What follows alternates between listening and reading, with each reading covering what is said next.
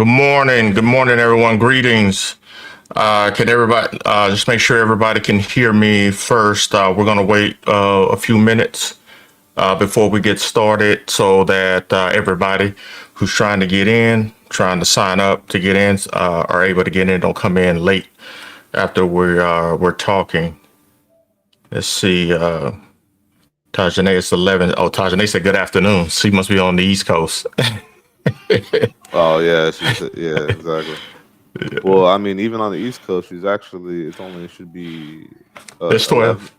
No, it's 12. It's 11 Oh my yeah, it's time. 12. Yeah, it's 12. Yeah, exactly. Uh-huh. Okay, got you, got you. Okay, everybody in the chat, if you can hear me, please, or me and Joe, can you let me know if you can hear us? Grand Rising Co-op family. Yes, yes, yes. Do you see? Are they saying yes? I don't see We it. can hear you. I see yes, and then I see we can hear you. Okay, perfect. Good. All right, we'll wait till about 11:03. We hit 11:03. We'll go ahead and get started. How's everybody? How's everybody been since last week? I seen a lot of y'all hitting up the videos and the going through Co-op Wall Street, some of those documents and stuff, and that media stuff. So yeah, I love it. I love it, brother. Good, good. Yo, you know something? Hey, Joe, when you get a chance, send brother Eroy Ray. Send that brother that link I sent you. You're talking about to get in here? Yeah, to get in here, just send it to him. Send it him on the private thing because everybody can't get in here. That's if he wants to come up. Because I told him, I said I let him come on through here because he couldn't. He was trying to talk last week, but he said I couldn't talk. I got to type, and I was at work. I was, so if he wants to talk, we'll get a. All right, and you emailed that to me, right? I think. Yeah, that's what I emailed you to bring him on as a guest. That's only the guest link. Gotcha. I Yeah. see the guest link. All right, copy. Yeah, brother Mark said he's still on fire from last workshop. Man, I'm on fire every day, yo. And then who's the person you want me to send it to? Eroy, Errol, Ray. And did I find him in the CCG website? No, he's on the stream right here. Don't you see him? Oh, he is. Let's see. Oh, okay, I see him. You see him? Okay, I see him. You should be able to click him privately. There you go. Yeah. Can you get him or no? Let me see. Private.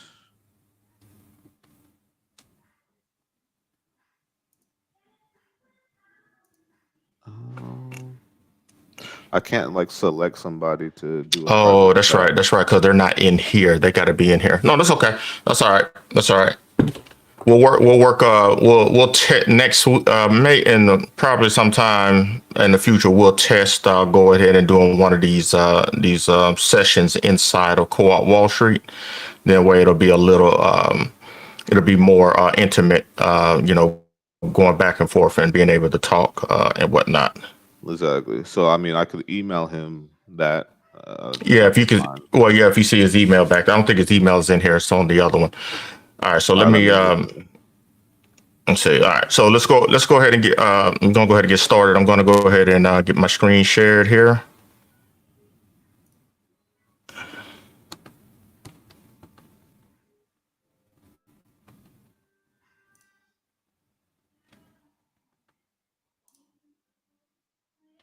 All right.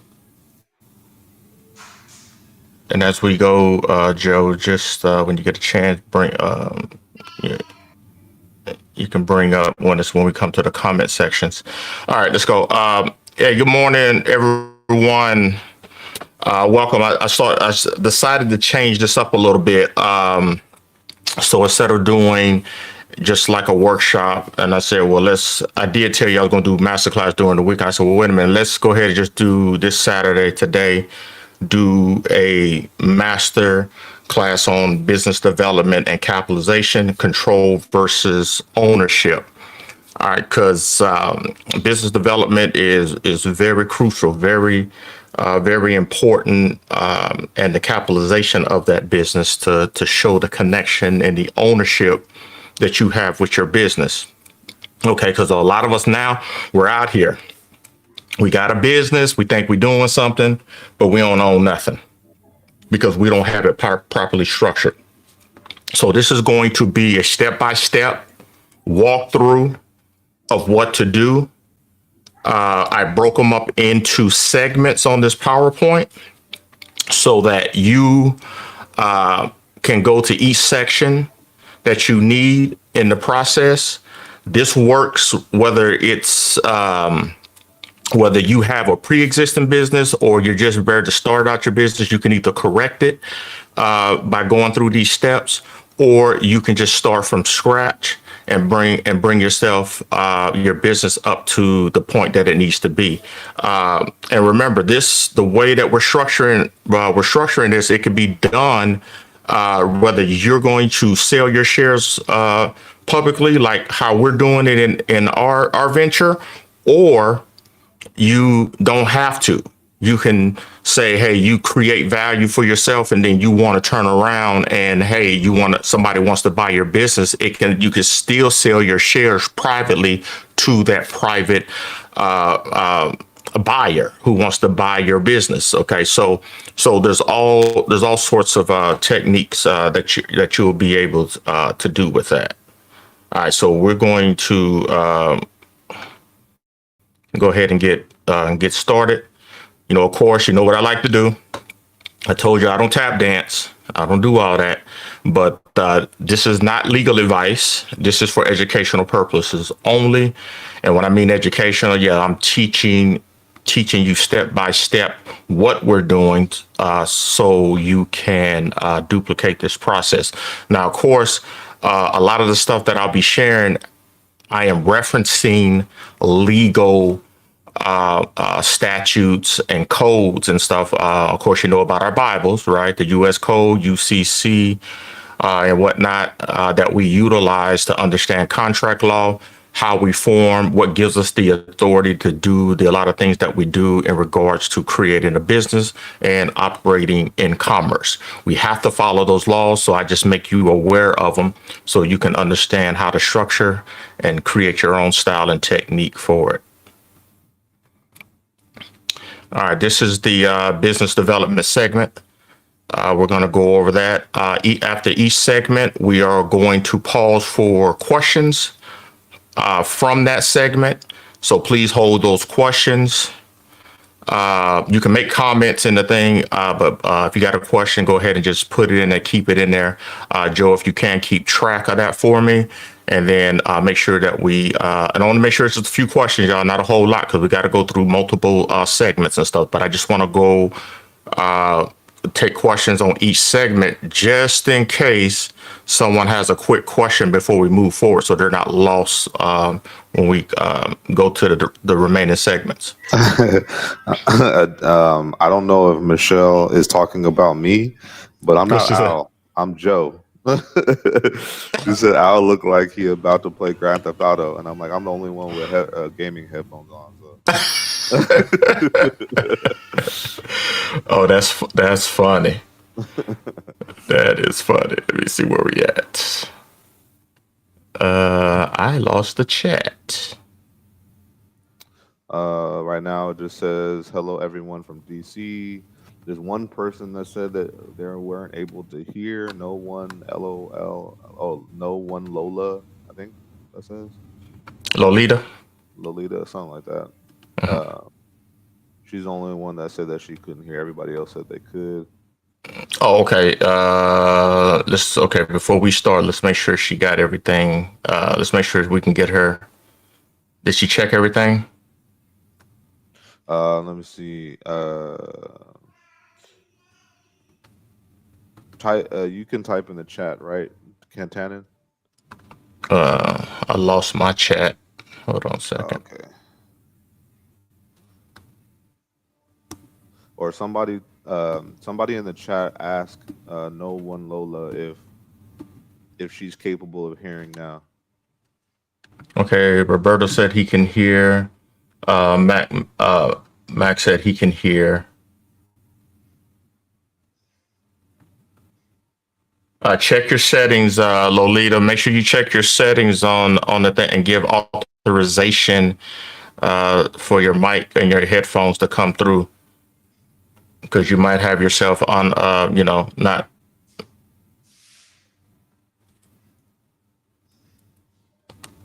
But maybe we'll give her a little time to get there, man. Okay, Yusuf can hear. Felix can hear.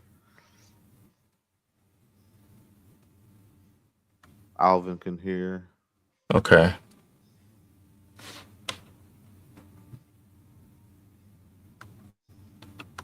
that's weird. Emeka Wallace. Hello, everyone. I can hear. Okay, everybody, that's good. That's good. All right. Loud and clear. Jesse B.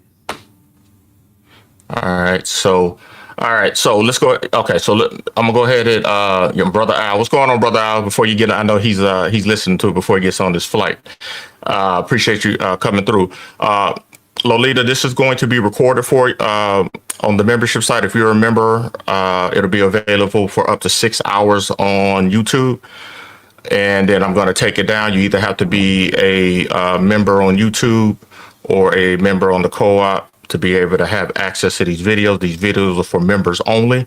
I'm training each one of y'all to be able to duplicate this and really build a real solid foundational business and whatnot. So it'll be there. And then so let's go ahead and get started. All right. So developing a business.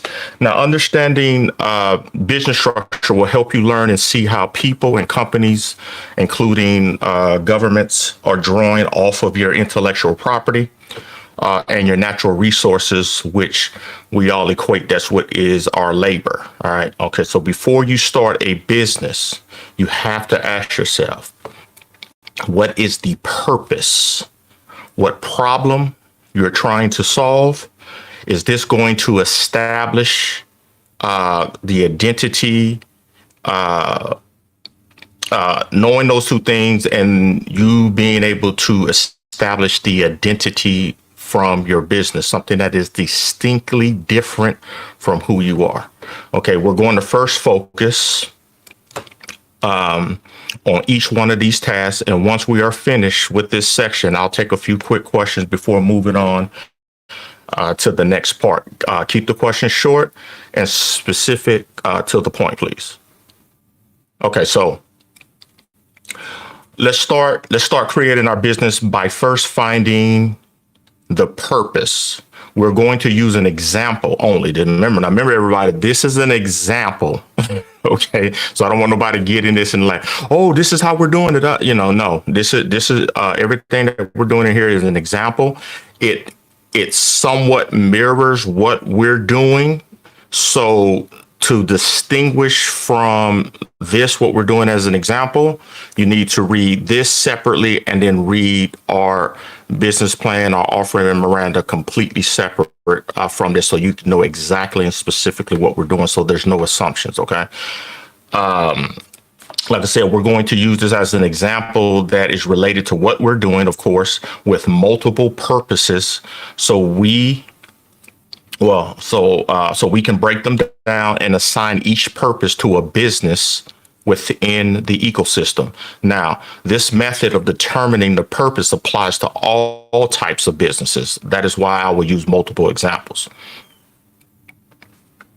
All right. The first company we're going to create here is real estate investment company called REC Inc. The multi-purposes of this company makes it the central hub, and it will be tasked to buy multifamily real estate properties to use for cash flow, be a publicly trading company on Wall Street, and create additional subsidiary businesses that are connected to other industries. That's it. Those are its purposes. Okay.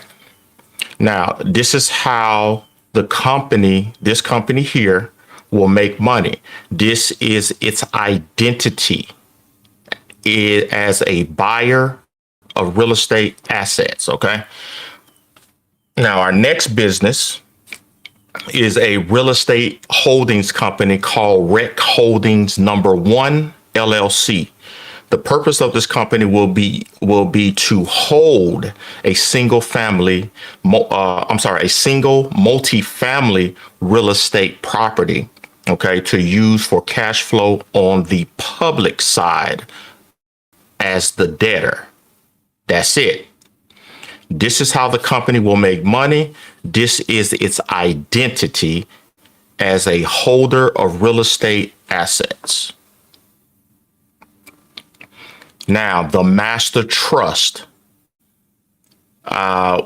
We are going to call this master trust the Rec Master Trust. This is your private trust that will be created for you and controlled by you as a trustee. The purpose of this private trust is to be the receiver in receivership of your legal and equitable title of all assets of a trustor. The trustor will be you. This will be in another segment. I'm breaking down another portion. Okay, so just go with it for right now. All of this will be broken down to a science for you.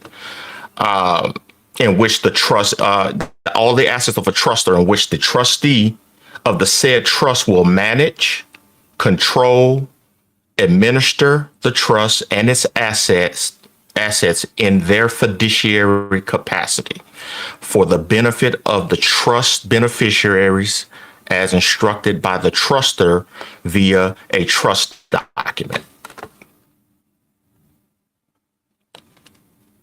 All right. A bank trust. We're going to call it Rec Banking Trust. Is your private bank trust. Okay. Something completely different that will be created for you and controlled by you as a trustee on the private side. The purpose of this bank is to provide private lending within your business's ecosystem. The private bank trust only interfaces through a public trust that is created in Delaware, okay, in which the Delaware Trust, as the public trust, will act on the behalf of the private trust as a nominee trustee for public transactions through the Delaware Trust. I know that was a lot, but we'll that's why I want you to ask the question so that way we can hone down and get specific what that means. We're trying to create, like I said, separation from your physical and of your entities that you to create. Okay. Now remember, the private bank trust is a trustee of the public Delaware Trust, which is not required to be disclosed under Delaware law. So that is why a nominee trustee can be appointed on behalf of the Delaware Trust for public interaction in various jurisdictions, therefore protecting all private parties within their trust ecosystem. Delaware Trust, we're calling it Rec Mortgage Trust Number One. Is going to be your private mortgage trust that will be created for you and controlled by you as a trustee, which you are private. The public record trustee on the public side is nominated by you for statutory purposes only. Okay. So the purpose of the Delaware Mortgage Trust is to be the mortgage lender within your business. Hey, Tanner. Yeah. Jesse B say that one more again. I don't know if she meant the whole situation about the Delaware Trust. Okay. Yeah. I can go over. Well, yeah. Remember, we'll take questions and then we'll go back and we'll read that later on. But I'll go ahead and do that now. So, okay. So a Delaware Trust. All right. So a Delaware Trust is statutory. So that means it's statutory based. It's public, right? It's the law. So it's going to be our private mortgage trust, right? That will be created for you and controlled by you as a trustee in your private capacity. The public record trustee on the public side is nominated by you for statutory purposes only. Now, the purpose of the Delaware Mortgage Trust is to be the mortgage lender within your business's public ecosystem. So let me elaborate on that. So the Delaware Trust is interfacing with the public. So remember, I was telling you not to be putting things into your name. So as you are creating this ecosystem, right, this specific trust that you create in Delaware, that we're going to create in Delaware. And remember, what we're doing is the exact what you're mirroring what we're doing in real life right now, right? So, and when that happens, you'll be apprised of it as we're doing it. Okay, so. But the Delaware Mortgage Trust that you're going to use as the mortgage company, you can make it, you can do it individually for a mortgage company to buy to do loans for real estate, or you can make it an all-purpose finance company that does mortgages, cars, furniture, leases, whatever you're going to be doing for yourself, to where you don't have to buy products or services in your name. Okay, so the private bank only interfaces the private bank within our ecosystem, what we talked about before, Delaware Trust, the private trust, right? It only interfaces through a public trust that is created in Delaware, in which the Delaware Trust, as the public trust, acts on behalf of the private trust as a nominee trustee for public transactions through the Delaware Trust. Okay, so remember that. So now also remember that the private bank trust is a trustee of the public Delaware Trust, which is not required to be disclosed under Delaware law.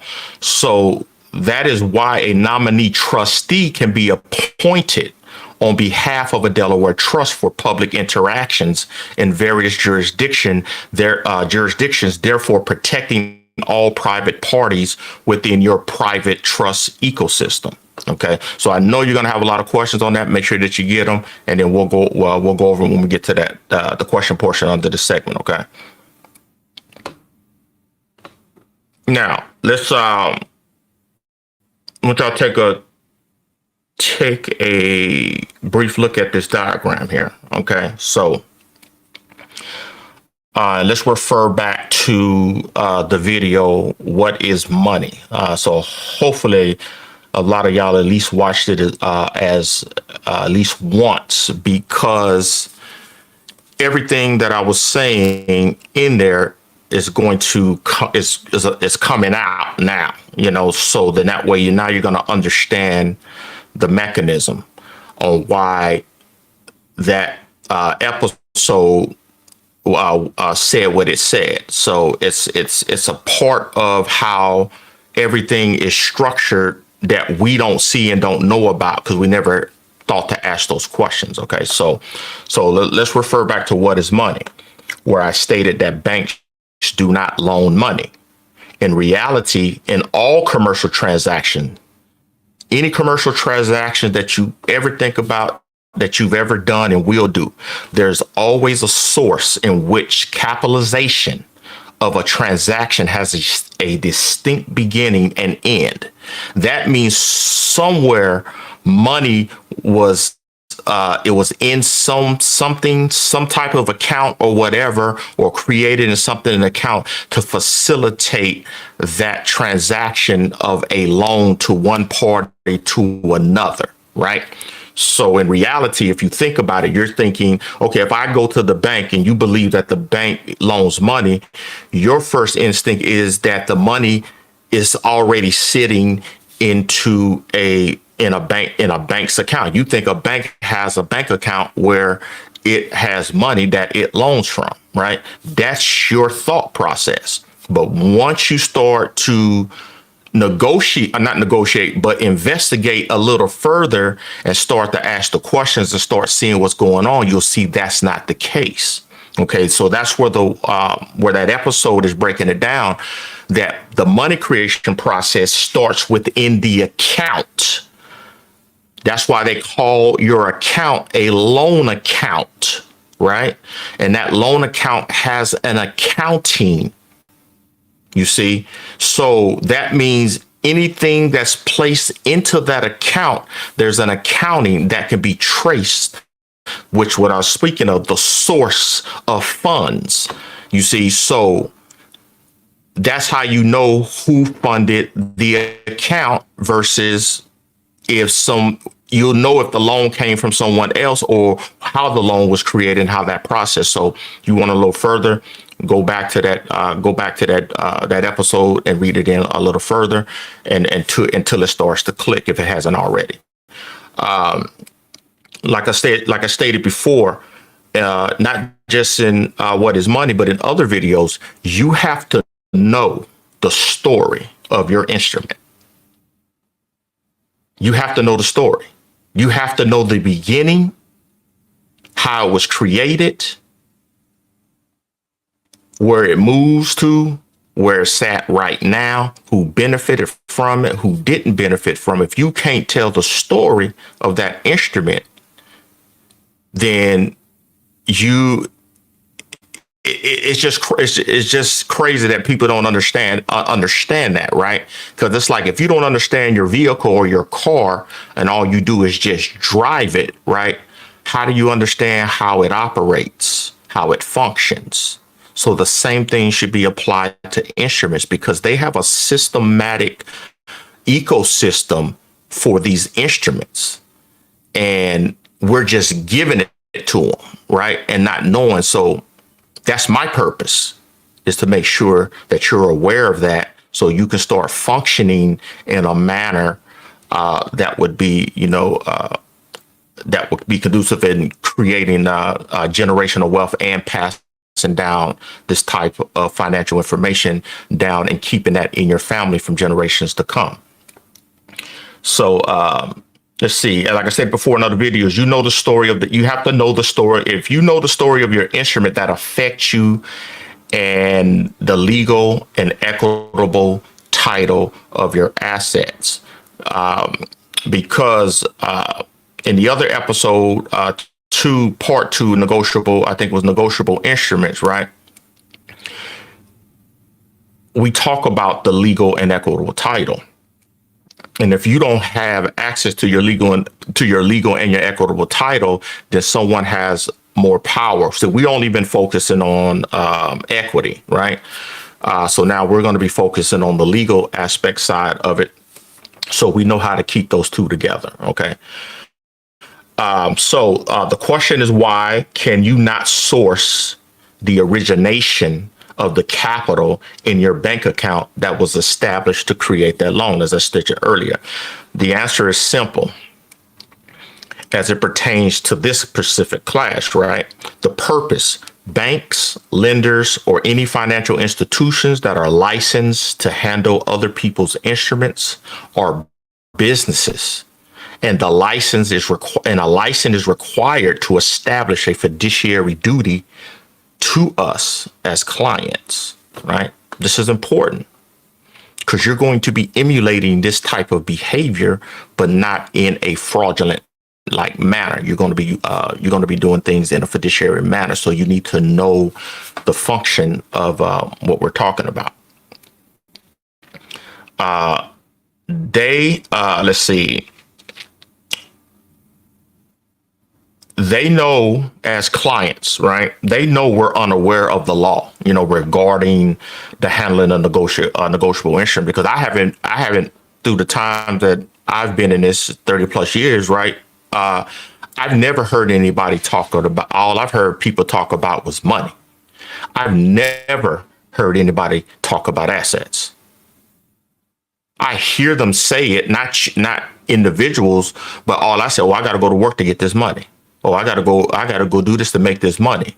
You see, that's all I ever hear, and it's heartbreaking that we're only speaking equity and we're not speaking legal equity, legal title. We're only speaking equitable title, because we can physically touch it, right? So last week we spoke about diversification, and this week about purpose. I'm showing you their process to fulfill their purpose to deprive you of not only your instrument, right, but your remedy to receive that credit in that transaction account. Okay. Their business development, along with their purpose, makes it where you cannot find who to sue and to hold accountable for the theft of your financial instrument, right? They are transferring the legal title to legally and potentially steal your equitable title through some sort of contract, in this case, a mortgage and a deed of trust. That's the reason why we're talking about Delaware, because this is where they incorporate, this is where they create the trust because of the secrecy laws. So when you see the bank does something fraudulent, you call them out on it. You don't know who owns what because of the secret laws, right? So they have what they call a statutory. They'll have a statutory trustee for the trust that holds the paper to your mortgage, right? But you don't know who the beneficial owners are. You don't know who the other trustees are, right? You only know the statutory trust that's available on the public in the public filing, and that's it. You know, because he is or she is the nominee on that trust that holds that paper, right? So you're trying to sue the trustee, but you know, he's just there. He doesn't have any, he has one purpose, one job is to provide, you know, to us to provide notice. So you don't know who the owner is. So if you don't know who the owner is, you don't know how to hold anybody in their private capacity because they're not available to be sued or served. That's the position we're going to be putting ourselves into, that same way, right? So that's the reason for this information. Now, looking at this diagram gives you a visual on how they do it with adjustments on how we will structure our cooperative ecosystem. Doing this shows how we will both control what this here shows how we will control both sides of the ledger, legal and equitable title. Ledger can be anything, numbers, positions, control positions, and whatnot. Okay. All right. So we're going to we're going to do a quick review from some questions from that. Just that. Remember, I said earlier, just a few questions so we can get to the next sessions. We have a lot to cover in this class. So let's go ahead and get a few questions in. Joe, we got any there? So far, I don't see any questions yet. All right, let's give them a few to see. Okay, I guess I'm assuming everybody got that. Y'all, no one has any questions on that trust, the nominee aspect of it. Because I know that over the years, that's always been a thing with me. So just make sure, I want to make sure everybody understand that before we move to the next part, okay? So I don't see any, so I'll go ahead and finish up. Anything on you, Joe, you see? Yes, no? I don't see anything from anybody. Okay, hold on. Wait. Okay. Are there only Mark? specific states that have trust? No, all states have trust, but it's going to boil down to secrecy, and those statutory laws within that state. So based on my experience and my interactions with multiple banks, right? Bank of America, Washington Mutual, Chase Manhattan, all of them, all financial institutions, finance companies and stuff like that. All financial institutions and banks and stuff, they're all incorporated in Delaware. Because Delaware, you're not required to disclose who you are. when you get a trust. You create that statutory trust to interface with the public. You get a nominee trustee, right? You can create a company there just for trustee services, to be a trustee for the trust that you're creating, right? And you can have multiple trustees, right? And I'll break this down and show you for why that's true. Because if you have a mortgage in the state of Texas, right, but your trustee is in Delaware, the trust is can authorize a lawyer to be a trustee in the jurisdiction where you're going to foreclose or do business at. That's what I mean by delegating a trustee for whatever jurisdiction, because a trustee who may not be a lawyer or be a lawyer in the state of Delaware does not have the authority to practice law in the state of Texas in regards to any type of property issues or claims or whatever with your property that's in the jurisdiction of Texas. So you have to contract with an attorney who in that jurisdiction, make them a nominee trustee for them to conduct that business on behalf of your trust. Okay. And then the other question would be the master trust. Can we include all beneficiaries? Well, the beneficiary is you. You can put as many.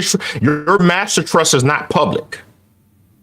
It's not public. You don't. Nobody sees it. It's private. No one knows it exists but you. Does that make? I hope that makes sense. So that means if you. So in other words, I know you're thinking. So well, wait a minute. How am I going to conduct business? Again, the public trust that you create in Delaware conducts your business on behalf of your private trust. So then that way your private trusts do not have exposure to the public. That's what you're limiting your liability. You're limiting access to you and what you're going to create. And then another one is, can you be denied a trust? God, do me a favor. Put that question. Can you put that question on the screen, Joe, so that way I can see? No, you can't be. No, you can't be denied a trust, because remember, a trust is yours. That's like saying they can deny you of a will. They can't deny you of a will, so they can't deny you of a trust. Remember, a trust is a separate entity. That's why we're establishing purposes. We're establishing the creation of your business and creating the purpose, so we can separate the identity. Well, that's going to be the next stage. The identities is separated as a separate identity from you, and then create a chain of various personalities of different businesses for separate purposes to accomplish certain things on your behalf. And everything that we're talking about doing is mainly to protect your protect your assets and protect yourself, so you're private and you're not seen in public, so nobody can go directly after you. Like nobody can just since nobody can see it and you're controlling things, they don't see who owns the business. And when they're trying to like sue the business, they can only sue the business. They can't sue the controller directly. Yeah, they would have to sue. See, you can move that question because if there's another question up there. But yeah, you have to remember. Have you ever? You guys have heard and ladies heard of what they call those skip tracers, right? Where they're trying to serve a lawsuit on someone and stuff like that. So if they don't know who they're suing,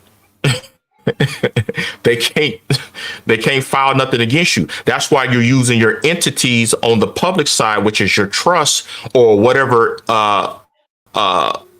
public company that you're utilizing to file into the public records to hold your assets, that's where it stops. But that's just the beginning, right? And I know you're asking the question. That's why you better make sure you come to this masterclass, because this is only part one. Because I was doing this and it's so long, man. We would be here for 6 to 8 hours or more. So I'm gonna have to break these down. So just because you have it on the outside, right? There's another way that we're going to utilize to protect that entity as well. So that way, you have a protection. You have a wall from the public all the way in, so they won't be able to get in because of other potential claims. This is, like I said, this is the first step of controlling your debt and your credit at the same time.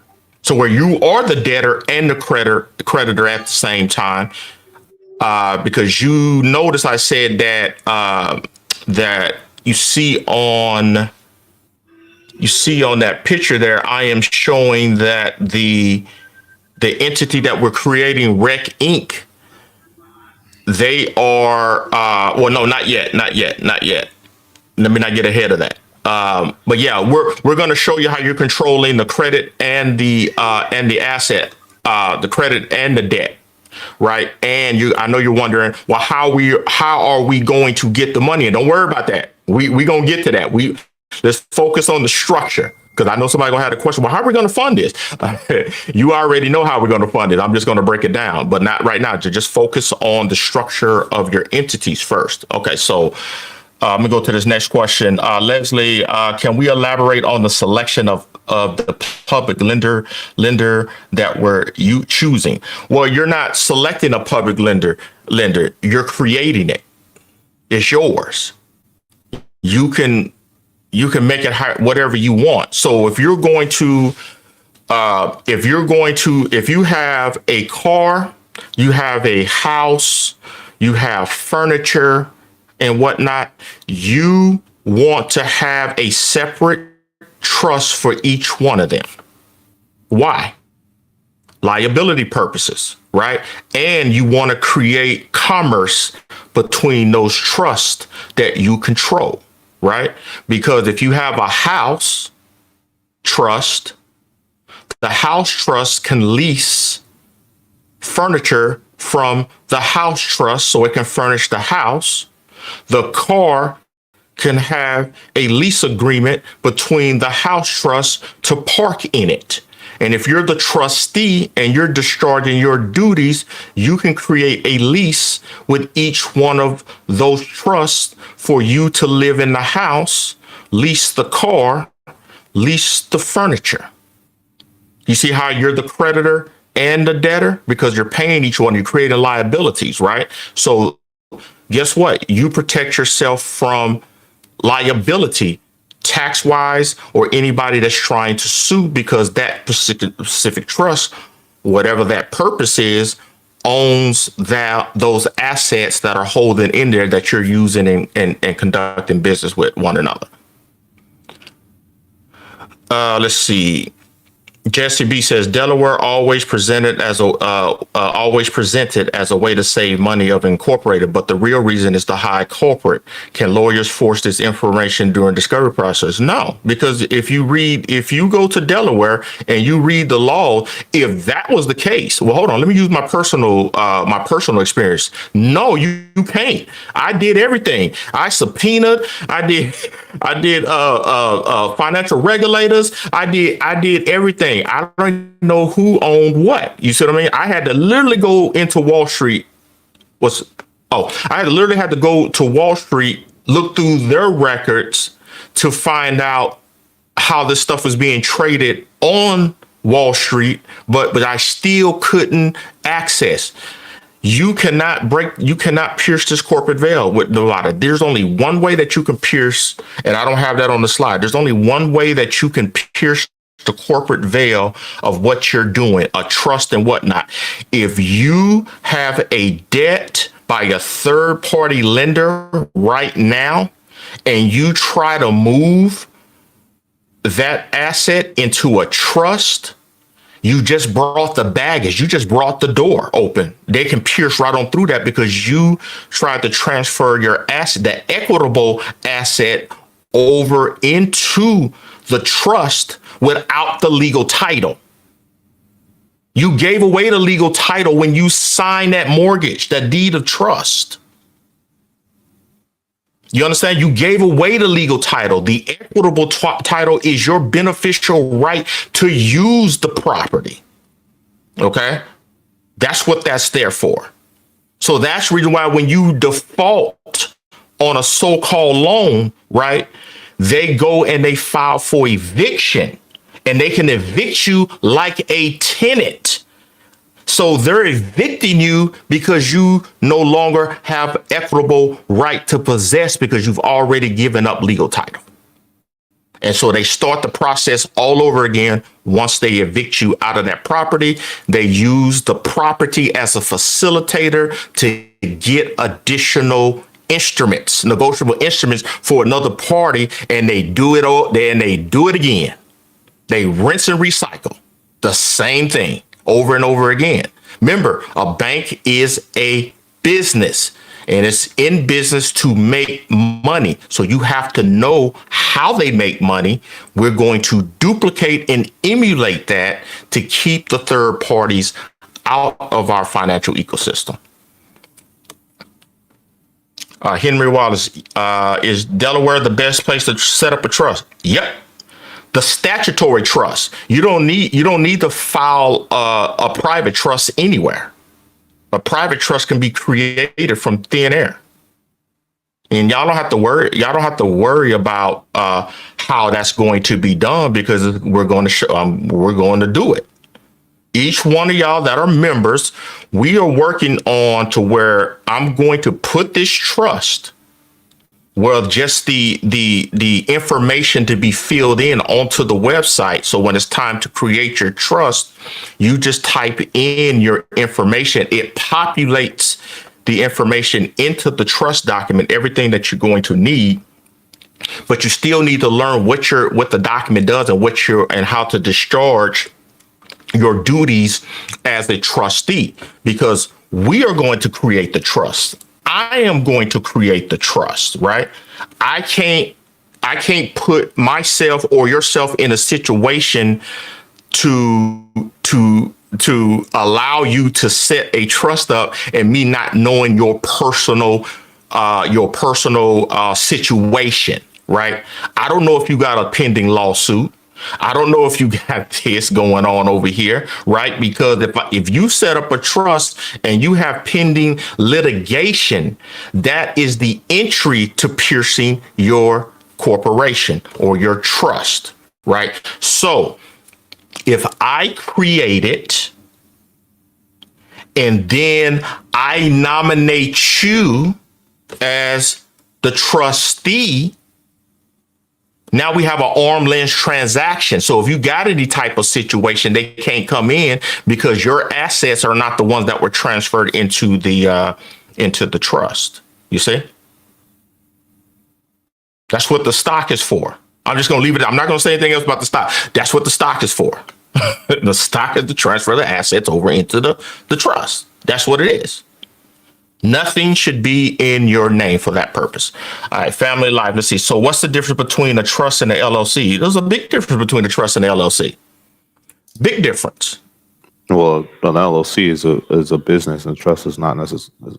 Well, a trust can be a trust. Yeah. It can operate and function as a business for that purpose. But it has more functions to it. Yeah, exactly. It's perpetual. It's perpetual. Once you create a trust, it lasts up to 20 years, and then you can just keep renewing it. I mean, no one. And the question that you asked, think about that for a minute. You have to do research on that to understand that, right? You don't see people going and starting up trust. They go up and start LLCs. Why? Because there's so many components. A trust, you're transferring assets via a trustor to a trustee for the benefit of some type of beneficiary that you create, right? So the trustor, when they transfer that title, they're not transferring the title to the trust. They're transferring the title to the trustee. He is the fiduciary handling the assets on behalf of the trust. Okay, so now when the trustor does that, he no longer has legal ownership to the title, legality, or the equitable title to it. The trustee does, and he has to manage it for the benefit. So he's in a fiduciary capacity. So now the LLC, that's not a fiduciary capacity. That is a company. That is what we're going to do is we're using, that'll be next week when we go into the LLC portion. The LLC, we use it as a passive entity, right? It doesn't own anything. So you'll get that designation from the IRS when you claim it, that this is a passive entity. So the LLC doesn't issue stock. It issues membership units. You see, so you can say, well, hey, if you have 2-3 people who own the membership units that are authorized, and I want you to pay attention to the next segment, right? So you know that it's going to be the same, but it's going to be some variations to it. Then that way, whatever income that LLC makes is passed down to the personal members who own those member units, and then they put it on their tax return as business income under their Schedule C. You see? So it's still coming back to you privately. You see, the trust ain't nothing coming back to you privately or personally, because you have a trustee as your fiduciary. You don't own the assets. In an LLC, you own the units. So you have to report any income coming from that particular type of entity.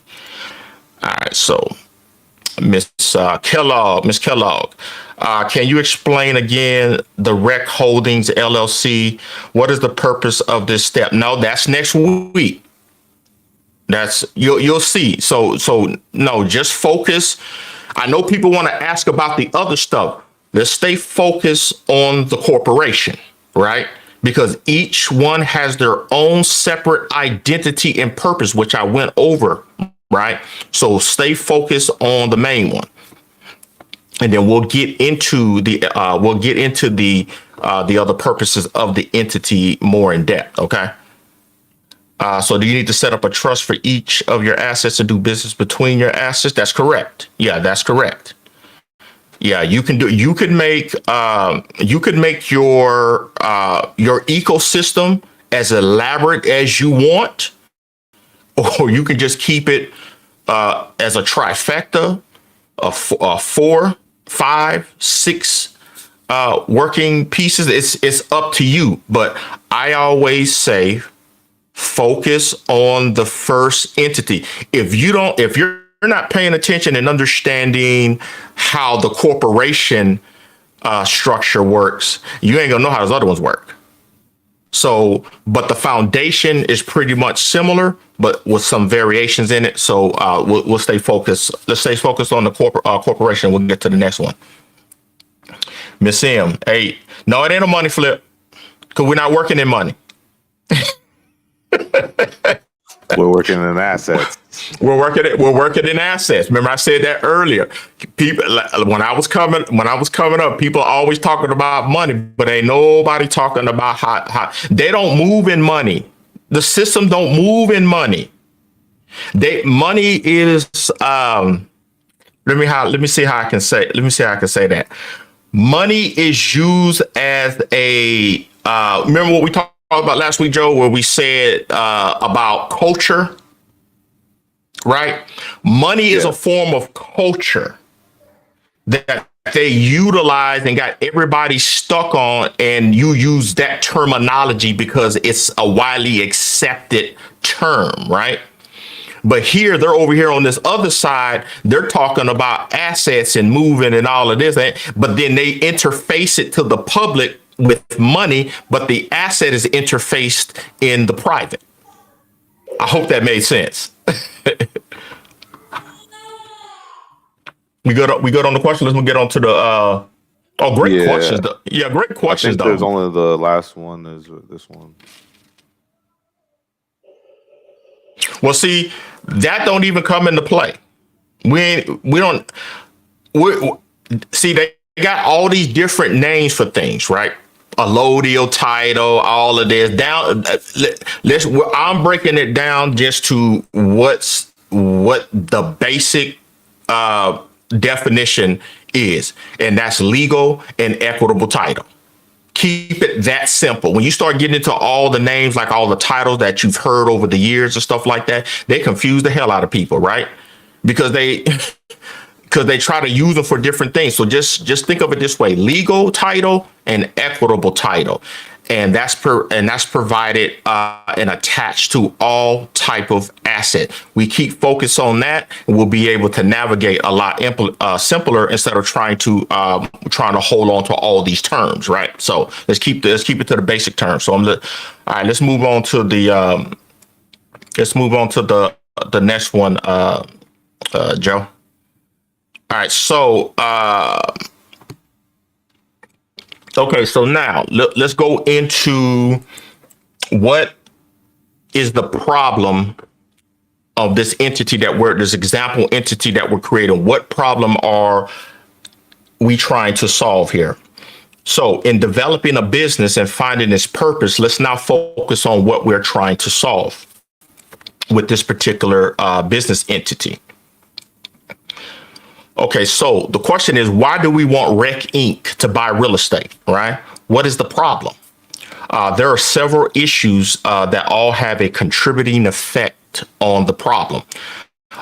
There's a disconnect regarding financial literacy amongst the various communities, right? Lack of access, as well as a known practice of non-disclosure of financial terms and meanings regarding contract obligations as it pertains to financial instruments being created and used within the commercial markets in various industries. Okay.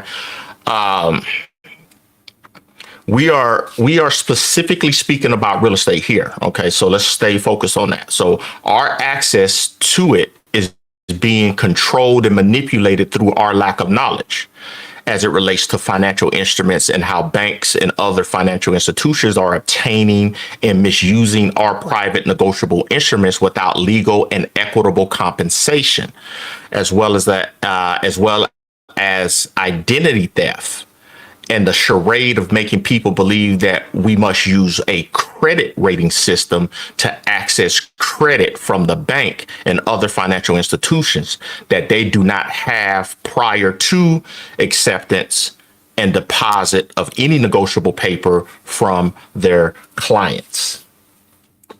Right. So we have accepted the culture of building and maintaining a good credit score as if the bank is actually issuing credit.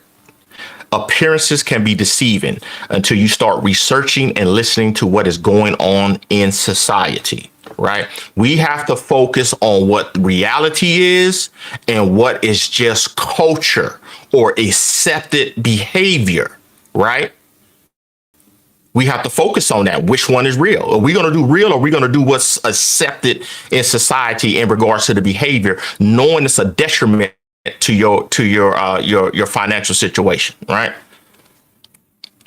Gatekeeping through the use of personal credit prevents all of us from accessing cash flowing real estate assets, right? We cannot qualify for a loan, down payment, and if we manage to qualify for them, the interest rate alone would seal our fate of failure through a foreclosure, which we talked about earlier, briefly. Now, as we mentioned earlier about legal title, foreclosing on equitable title, which ties back to the negotiable instrument you never secured prior to that contract agreement, right? Because you didn't know what was going on.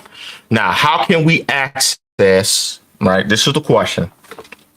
How can we access cash flowing real estate assets without having to go through red tape, without having to give up our legal and equitable title? That is the problem we are trying to solve. All right, so now let's go into establishing the identity of the entity here. We have done this all our life, y'all. Now we must narrow it down one business at a time. Okay. Let's create the identity for Rec Inc. We know its purpose now. Now we must form it into a legal fiction. But here we go. What is a legal fiction? What some of you might have heard of this before, some of you not. These are all these terms that people just freely toss around, right? Don't know what it means, right? Don't actually utilize, properly prepare and know what it is to do and not do this, right? So let's find out what a legal fiction is, right? Why am I using these terms? That's the question. They use them. Why do they use them? They use them in a strategic manner, which is called legalese. That is why they tell you to go get a lawyer, so you can sign over your legal title of your IP so they can draw off your equity. We'll come back to that, right? Now, according to Cornell Law School, the Legal Information Institute, I told you I always cite my information. So then you don't waste. So when you out here and you hear these folks talking about, oh, Tannen's full of shit. No, it's not Tannen's words. This is what is not being taught. So I can't be full of shit if I'm giving you the information that we normally don't use to our benefit. These are our tools. These are our resources that we utilize to accomplish what we need to accomplish together, right? And on the individual basis first, and then on a collectively as a group. I quote here, legal fiction is an assumption. I'm gonna stop right there. What is an assumption? Y'all see, this is how I study, right? A legal fiction is an assumption. We go back to say assumption is some type of form of culture that it may not be real, but everybody's doing it, so let's do it, right? It starts out like that. So a legal fiction is an assumption and an acceptance of something as fact by a court, although it may not be so as to allow a rule to operate or be applied in a manner that differs from its original purpose, while leaving the letter of the law unchanged. Isn't that crazy? Now, a legal fiction is created typically to achieve such varied aims as convenience, consistency, equity, or justice. See why it was important for us to find out a purpose first before we create our legal fiction, so we can operate under this definition to separate us from the entity. Okay. So when you're listening to people say their name, when you say their name is in all caps, when they say this, all caps means that they're a corporation. They are correct. Okay.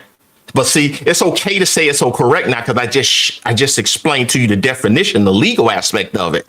You see what I mean? So now when you function, you're dealing with the court, you get a ticket, you get a misdemeanor, you do whatever, and they give you a piece of paper, a charging instrument, right? And they have your name in all caps. There's a legal assumption that you are an entity.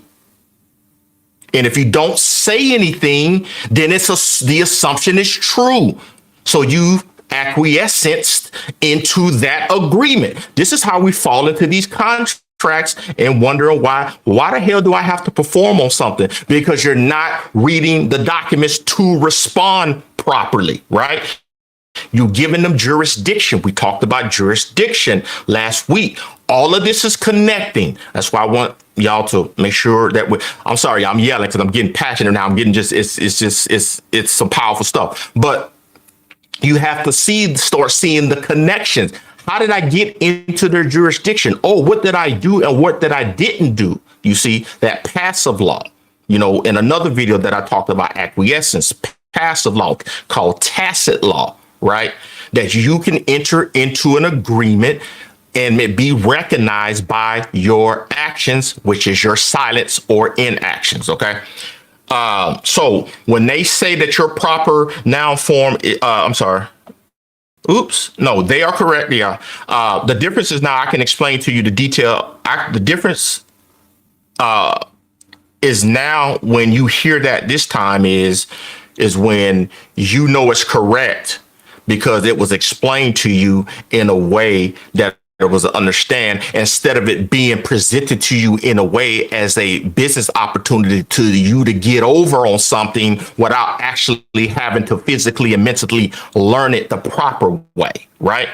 This is where you know when people are just trying to sell you shit, right?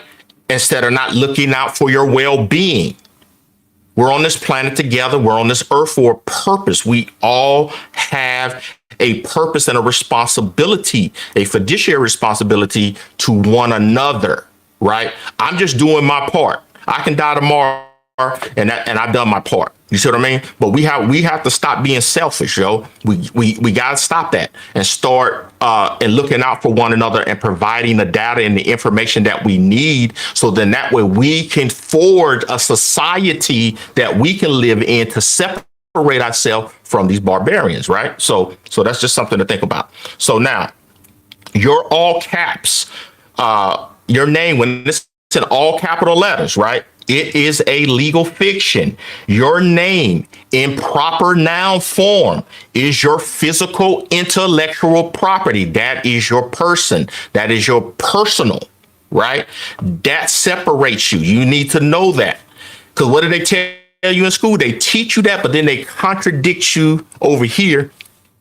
And they're not teaching you how to acknowledge and recognize that, right? In school, they teach you how to excuse my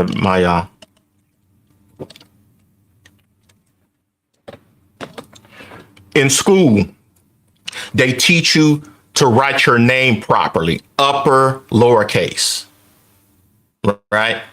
But then you go into these courts or these government facilities or these corporations and your name is in all caps.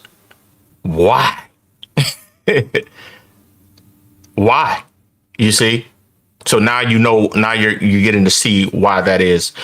You must know the difference and be able to distinguish yourself from the legal fiction when addressing other entities in commerce. Okay. Before we go into the next part of this definition, let's legally define what a person is. Okay. What is a person? Let's ask an additional question. A legal fiction is a business, whether it is a corporation, an LLC, a partnership, a trust, and so on. It doesn't matter if it's a business, it is a person. And the person is distinguished by if you are separating yourself from your personal, right? And how do you do that? But when you establish it as one of these type of entities, when you file at a Secretary of State. Now, practice separation of your purposes. You can have 10, 15, 20 type of purposes. They all need to be separate so you can manage them properly. They don't teach this shit in school. They tell you just put everything together and you just, you're trying to figure all this stuff out. No, man, put everything modular for that purpose and run it accordingly and watch how everything gets easy for you. That's what we're doing. We're separating the purposes, putting them within an ecosystem, create the technology so that they talk to one another within our own proprietary system. You see, so that way you can manage your paperwork and the processes when you're interacting as a creditor or debtor within your entities that you're controlling privately and the entities that are being interfaced to do business with the public. Okay, very important. Let's see. So let me go back to that. Let's practice the separation of our purpose, our business, and our individual selves, so it does not create an attachment of liability and the assumption that you are property. You see what I'm saying? So what happens is when you don't say nothing about that all caps, right? You know, they make the assumption that you're a business, so that makes you property.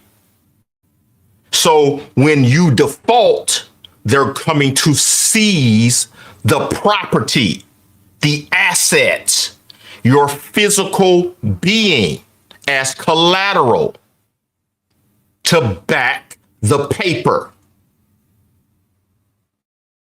Come on, y'all. Connections. And it's not like it's hidden. It's right there in the paperwork. We're not taught to analyze this paperwork and watch what's going on. We're so quick to do shit. Oh, I need this instantly. I knew this isn't. No, sit your ass down and look at what's on that paper, because you're going to get yourself in more trouble than what you're really supposed to get yourself into, right? And now you get into their matrix, their ecosystem, and now you're in trouble, right? It just takes a few minutes to sit down and read it to make sure that you're making the proper decision, right? So, like I said, the property that can be used as collateral security for a debt, right? So now, American Bar Association. You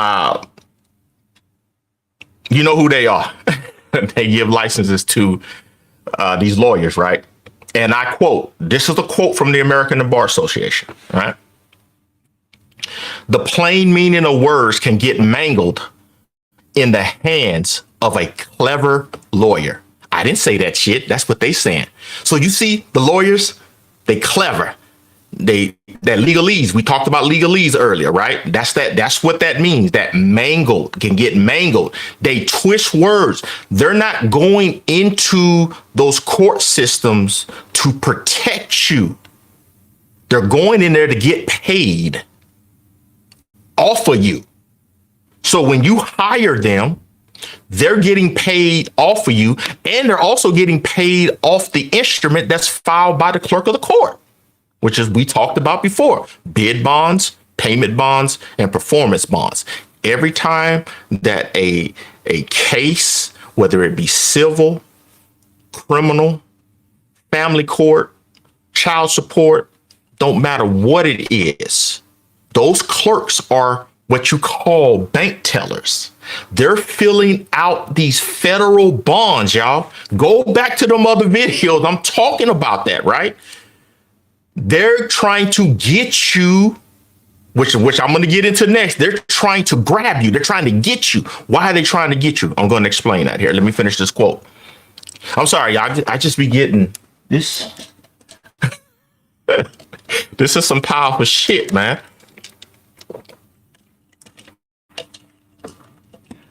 All right. Excuse me for that. Now, one word that is heavily contested in the American legal context is person, and by extension, who counts as a member of we the people. For instance, Chief Justice Roger B. Taney had a case before him in 1857 where a man was trying to claim his status as a free man because he had long lived in a free territory of the United States. In Chief Justice Taney's hands, Mr. Scott, yes, this is the Dred Scott case, y'all. Mr. Scott was not a person at all. He was property.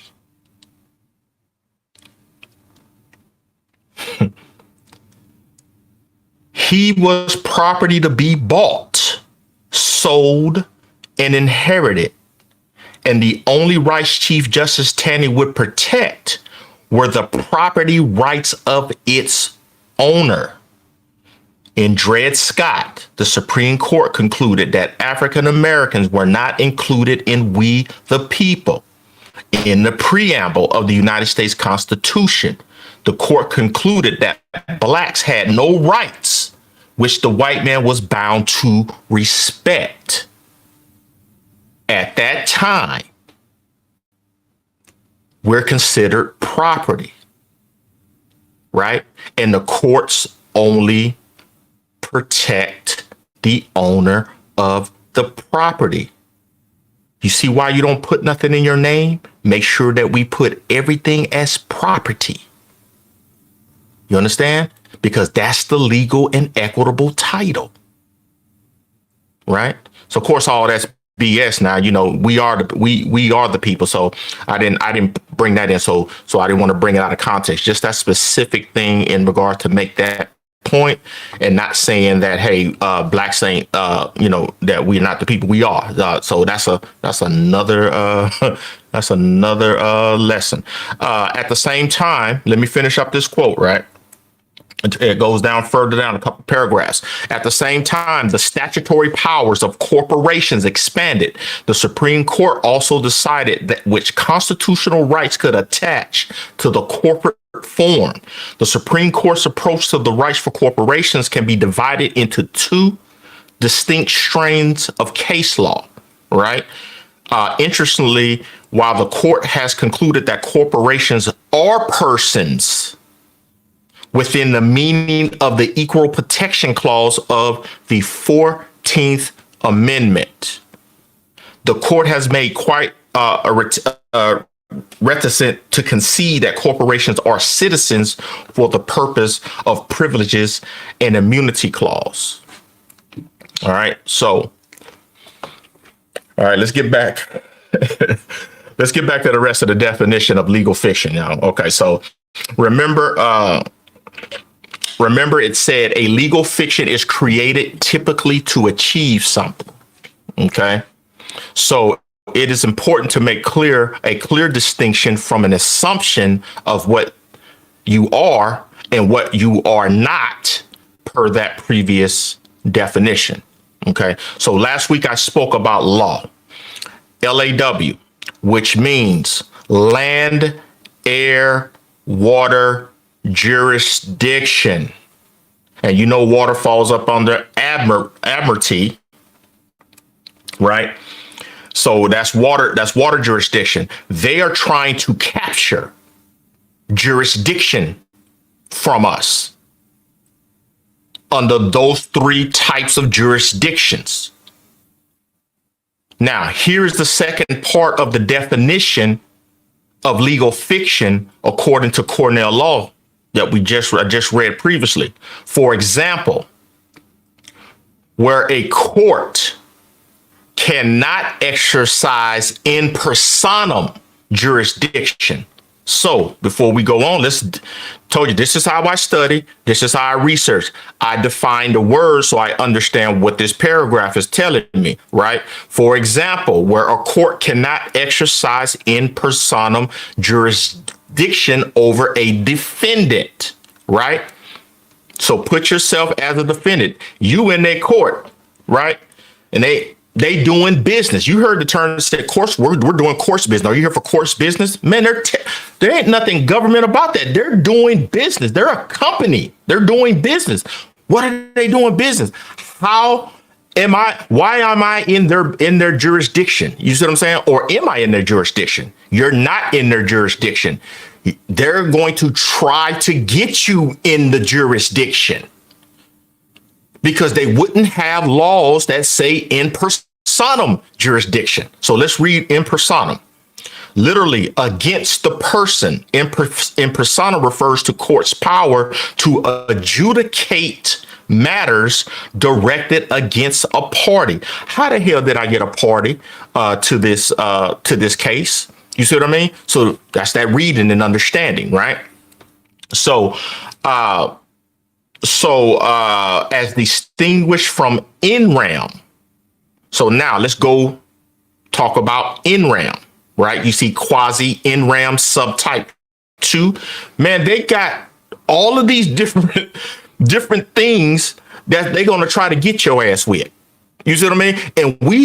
And our asses are just sitting there like, duh. You know what I mean? Because we don't know what's going on, because they're telling you to get an attorney, and they're over here, and this attorney's helping them get that quasi NRAM, that subtype 2 on your behind. So I'm going to read that, right? Let's go. NRAM means against a thing. Didn't we just say we try not to be property? you see where I'm going? They're going to try to get you quasi NRAM subtype 2 to get you to be a thing. That's that all caps. Understanding the language that they're putting in there. They're going to put that language in because they're trying to capture, because legally, like we said at the beginning, they don't have any personal jurisdiction over you, but it can bring the defendant under the jurisdiction via a quasi NRAM subtype 2 jurisdiction. You see, we ain't got no business in their courts. You see? You know how you got in a jurisdiction? You put shit in your name. I'm just going to tell you straight up what that is. So, because I know you're like, well, he's not telling me what it is. Anytime you put shit in your name, you done already put yourself in a jurisdiction. When I say, when you sign away legal title and for the purpose of having equitable title, you're being submissive and surrendering the right for them to come after you in your personal, right? So when they come at your personal, then they create the assumption to additionally capture you to cover all three areas of jurisdiction, which is the law, the land, the air, and the water. Okay. So NRAM, right? NRAM means concerning the status of a particular piece of property. That's why I read that thing from Cornell Law in regards to that property, that piece, because all of this stuff is falling up under this 14th Amendment, y'all. So let's read quasi RAM, an overview. When hearing a quasi NRAM action, a court may only affect a named defendant's interest in a specific piece of property, right? So if they are getting you with your all caps, right? That means, where's that all caps? What piece of property is that all caps on? Your birth certificate. See, they'll tell you, oh, go try to get your birth certificate and try to get all this money off your birth certificate, man. You bet. I'm teaching you the legal stuff behind why you don't touch that shit, right? Because we're emulating what they're doing. And we have to focus on that, right? We have to focus on emulating and duplicating the process by creating our own legal fiction. That way we're not functioning off of that legal fiction, bringing value to that legal fiction to where they have more power over you, because they have to, every time that they want to access that C-key trust, right? Every time they want to access that, right? They need they need your signature. They need for you to agree, right? So they're going to criminalize everything to try to get you in their courts to do that. That's the reason why you don't put shit in your name, because you're pulling yourself into the jurisdiction. So you have to start working. It doesn't matter if you're in now. Right now, this information is for you to start working your way out of that, to where you have to deal with them less and less. But when you do deal with them, you're dealing with them on your terms and not their terms. Okay, so let's move on. Like, so everything's about jurisdiction. All right, so let's do a quick review again from the questions, just a few, please, so we can get to the next section of everything. So let me take this off the screen. All right, do we got Joe? We got any questions that you may see on there? At the moment, I don't. I see one that was from the last section, but that's it. No, that's fine. What was on the last section, and then maybe somebody will come up with something. I think it's, or actually, no, that's not a question. Actually, no, we got. Look at Jesse. I'm looking on YouTube. That's what it was. No, that's good. Put Jesse's stuff up. That's a good. Yeah, and that's good. So I can touch on that point. Jesse says, "Are we going to need to retain legal counsel to the form of all entity formations, trusts, or are we going to DY?" No, we don't need all our stuff. Or everything that we have is already done by counsel. Yeah, I told y'all I don't have to worry about nothing. I got you. Y'all ain't got to worry about crap. It's done. That's the whole purpose of coming together, to make sure everybody has the resources. Now, why this is a good question, right? Certain things you can do DIY, right? Like when you set up your trust in Delaware, you're just doing that to interface. So there's you don't need a lawyer for that. It's just a one-page thing that they got you to fill out and you're done, right? All you have to, in Delaware is so beautiful, is that all you have to do is say that you have a declaration of trust, and that's it. It's not required to be filed. Because see, when you start getting into these other states where they're talking about, or the bank says, "Oh, I need to see a declaration of trust." No, you see, that's what they're trying to get into your shit, right? They're trying to when we set our trust up, you are not to make copies of that. You are not to download that. You are not to have that shit on your computer. Do you understand? So when you create it, it goes into our vault, where you have a login and whatnot to see your documentations. And we, as the co-op, have the power to make sure nobody gets into that shit if something happens to you, to make sure it's administered the way that it's supposed to do. Stop showing off your shit. It's not yours. Don't let them say, yeah, because you're giving them a reason. See, if you create a private trust, right, and somebody gets that name, because people just like, what's your name of your trust? I said, I'm not going to tell you my name of my shit. What the hell is wrong with y'all, man? That's why it's private. You don't tell nobody about the will, right?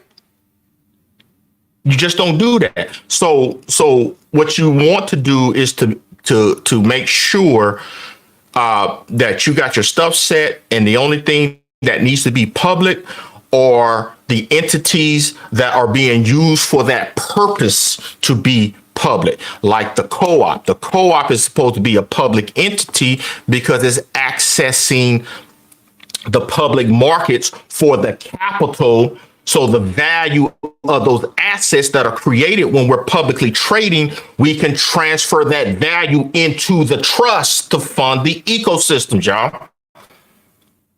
I shouldn't have told you that yet, but that's okay. But yeah, that's what that is. So your DIYs, no, just the stuff that's dealing with the public side, and everything in the privately, you create and hold within yourself. And you keep that and make sure all members of the family have access to it and whatnot. And then we'll make sure that that it's so secure.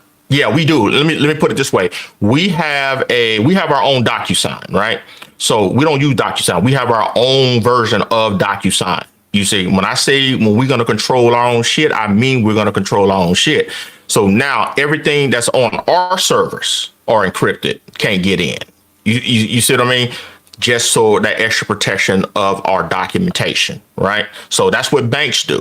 That's what State Farm insurance companies do. Because I'm over here in the Dallas area, right? State Farm built 2-3 towers of insurance, right?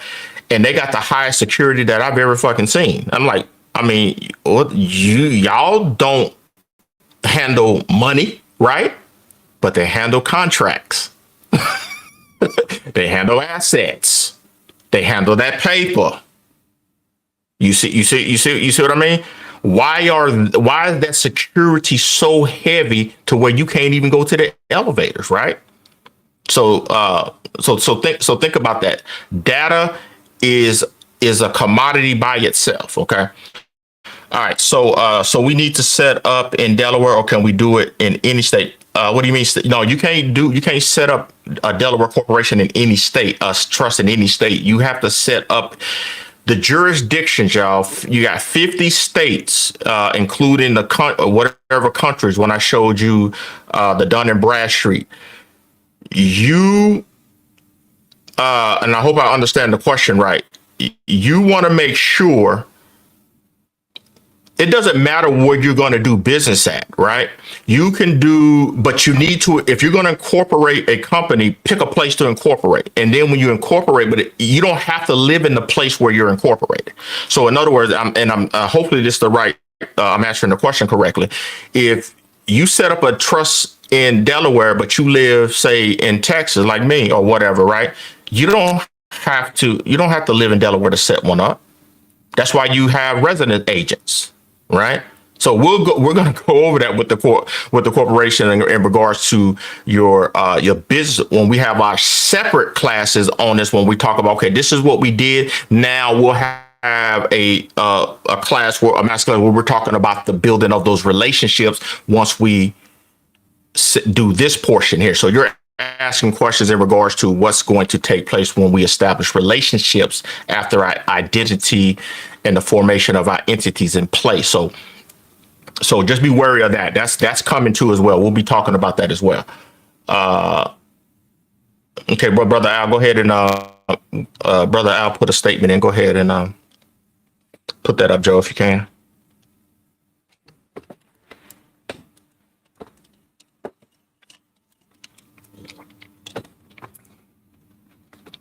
That's correct. No attorney needed to set up a trust if it is simple. Few assets for one purpose. LLC don't need an attorney either. Just all depends on what you want and you need. Exactly. So right now I'm keeping everything simple with y'all. So don't think about the elaborate. Remember, y'all thinking about finish line. We at the gates, y'all. Let's focus on the gates and let's prep for the race, because there's so many variations that we can do.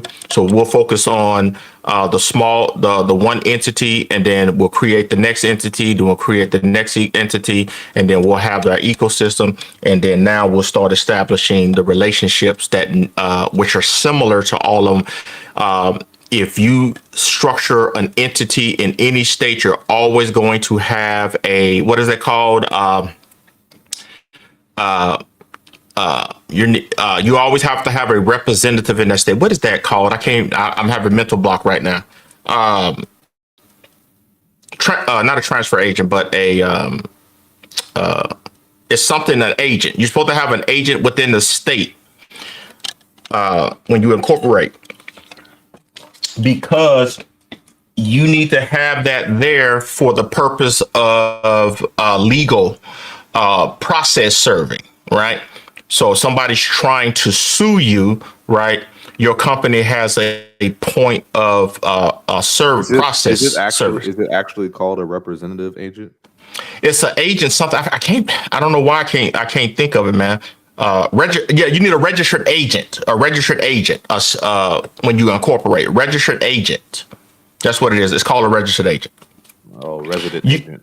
Yeah. So in Delaware, if you form the trust, then you need a trustee, not a resident agent. The trustee functions as that, right? But of course, we're going to create a trustee business for that. The co-op will, and the co-op will be trustee for all of y'all.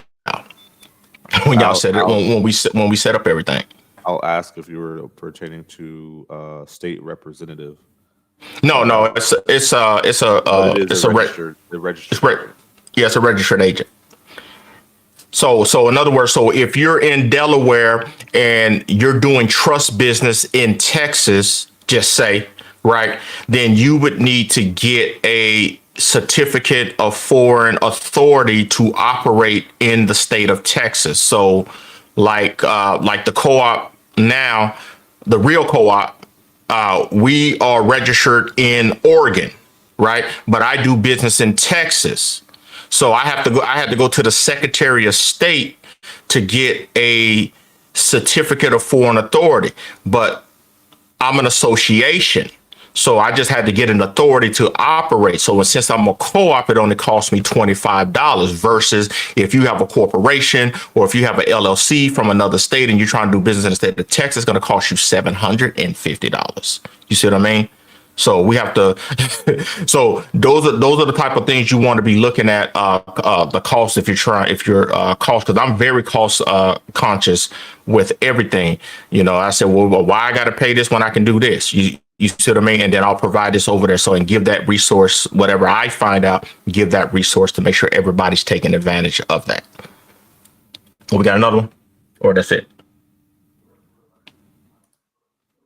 All right. So let's go over to the. We good? Good, Joe. Before I switch over. Yeah, I think we're good. Let me look again. So for those of us,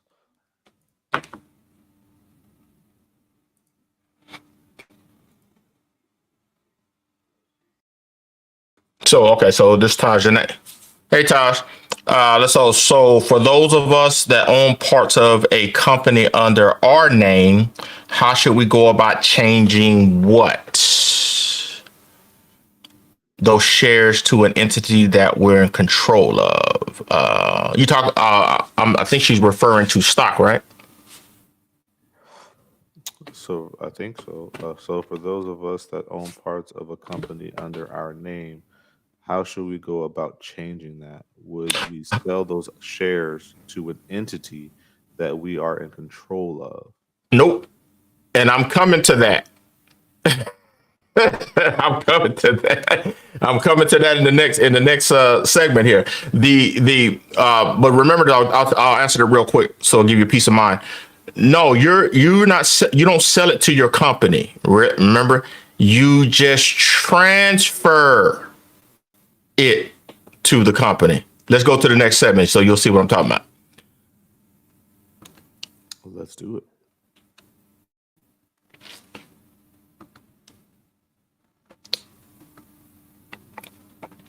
Incorporation. All right, this will be the last section in this masterclass for this part, because there's going to be multiple parts to this. We're going to start the incorporation process. Next, we will continue. Next week, we will continue with the LLC structure and the trust structure and go over their relationships within the ecosystem. All right, so now for Rec Inc., we're going to incorporate, of course, like I said, this is like what similar to what we're doing, right? We're going to incorporate in the state of Oregon. We're going to establish it as a cooperative, which also legal status as a C corporation, and then we're going to authorize shares. Okay. All right. So when you start in your company, you're going to want to know how much stock that you're going to issue. So my advice to everyone that's doing corporation that can issue stock, that does not refer to the LLC. So you cannot put this, don't try to mesh this together, because LLCs is next week, right? So this is only for corporate companies that can issue stock. All right. So now we have to figure out how much stock we need. So I'm going to suggest that everybody does 100 million shares of common stock, right? You're going to issue 80% of it to yourself in exchange for your intellectual property. Your intellectual property is your vision and the purpose for the entity's existence. You see what I mean? Because remember I always kept saying to y'all is that you don't have to follow what I'm doing because your purpose may be different, and that's okay, right? Because my purpose is for all of you, right? Whether you like it or not. You know what I mean? I got it set to where I'm making sure that y'all is in a position and have set y'all in a position, right? And that's just what it is. Now, when you come into your situation and create, and you say, okay, Brother Tanner got this set up for me. So now I'm going to create my entity, and here's my vision. Here is my purpose. You're going to give your brain, your entity a brain. You are giving it a brain, and you're giving it life through current, your electricity. You're breathing life into your entity through your signature. Okay. So now, and that signature is identified on your articles of incorporation or your articles of existence, and it represents your company's birth certificate, just like your birth certificate, right? So now take the two, put them side by side, right? When you're born, they make the assumption that you're an entity. So they put your name in all caps on that birth certificate, don't they? And then they put it on bond paper. And then your parents give power to that bond, that document, when they sign it.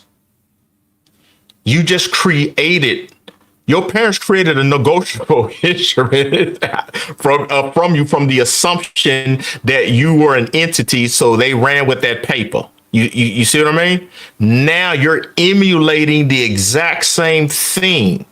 Remedy. All contracts have remedies, right? So now you're creating an entity in all caps, and there's no assumption. You're creating a damn business. There is no assumption on this part, right? And you're creating this articles of incorporation, and you are creating its birth certificate, and you are signing it.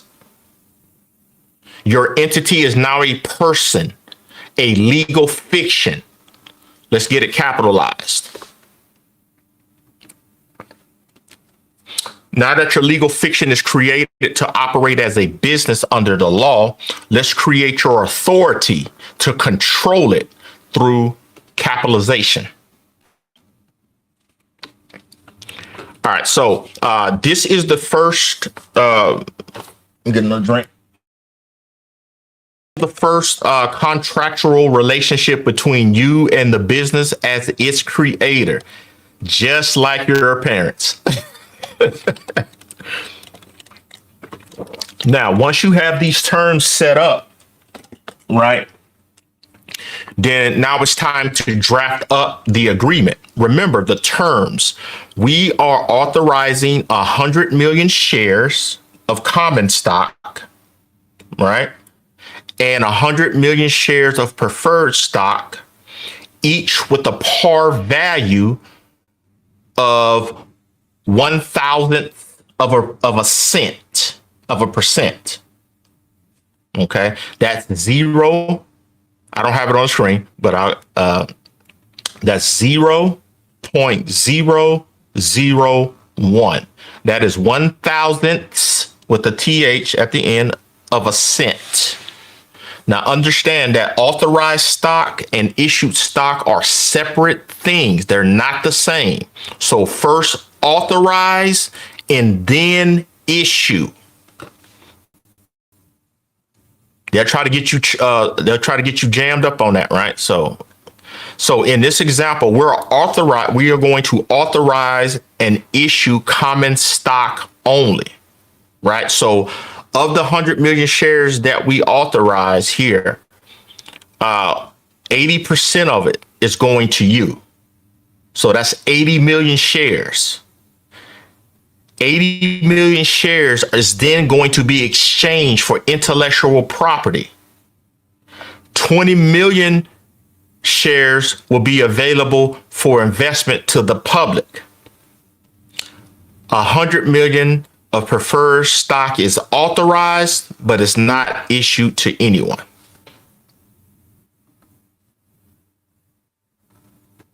So here we go. I got the numbers on here. So real quick, let's talk about par value. Okay. You can set it to no par or par value for your stock. Either or. Companies can be no par or a par value. So in this case, we're doing an exchange. So we want to set a par value as it relates to the intellectual property. It's a stated value. Let's define it. Let's define par value for those who don't know what par value is. It's a stated value, right? It is a minimum value set by a company in its charter, and it represents the value of the security, and it cannot be bought, sold, or traded at less than its par value. Before the written agreement, right? Let's set up the terms. 80 million shares times 0.001%, which leaves 20 million shares times 0.001%. Total company stock book value after the exchange is 100,000. That means 80 million shares is 100,000 is authorized. 80 million has been issued. 20 million has been reserved to issue as an investment to raise capital. Raise capital. No one has ever taught y'all this, man. And you got folks over here hollering about, the stock market. We're going to trade a company. Man, do you see what I'm just teaching y'all? Y'all going to do what they're doing for pennies on the dollar. You ain't gotta fool with nothing on Wall Street until you got your bag straight. Get your bag straight and then go mess with the retail market. You're coming in at the manufacturing, the wholesale spot, and you're going to be active on the retail spot with the same company. Who can say, other than the ones that are already publicly traded, that were a part of it at the initial stage, the wholesale stage, and the retail stage? Man, you got all kind of value up in there. You see what I mean? This is important to know this. You see, this is part of when you do your due diligence on a public company, right? A retail company, right? You should know this due diligence right here. When did this company start? How did it structure? I'm showing you everything. This is how you study. This is how you research on if you gonna fool with them or not, right? Because you got some people now that's crowdfunding, right? They got their stock coming out at $8, $10, $20 and shit like that. I'm like, I just look at them, right? You have to start low. You see? Why are we starting low? Because we're creating paper wealth through bookkeeping entries. They don't teach you that shit, right? So why would I pay $8, $10 for a stock when I can create the company at no par or par value? You see? That's why people who are doing cryptocurrency don't even understand cryptocurrency. And this is what's happening with cryptocurrency right here. This is what they're doing. But they got more zeros on their thing, right? They might as well say no par value. You see what I mean? So, and the beauty about this, and I don't got this on the slide, but I'll go ahead and just put this on it because this is an accounting term here. So when you say the share price was par value $1, right? And then we do a capital raise or we go public, right? and we come out at $3 a share, right? So that $3 per share is broken down on the ledger, not how you think it is, right? On the ledger, the par value has to be in its own separate entry.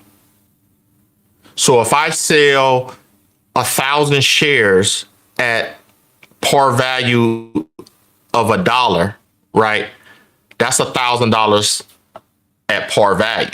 But if I sell those same $1,000 at $3 a share, that's $3,000. So how it's entered into the accounting on the books is that the share at par value is recorded at 1,000, and the additional, what they call additional paid in capital, APIC. I know if y'all has been paying attention to these audited financial statements for public companies and stuff, and you see them on the, as filed with the SEC, it'll have something that says APIC. That's an additional paid in capital. $2,000 is added into that. Additional paid in capital, which equals out to 3,000. That's how they record par value and actual market value.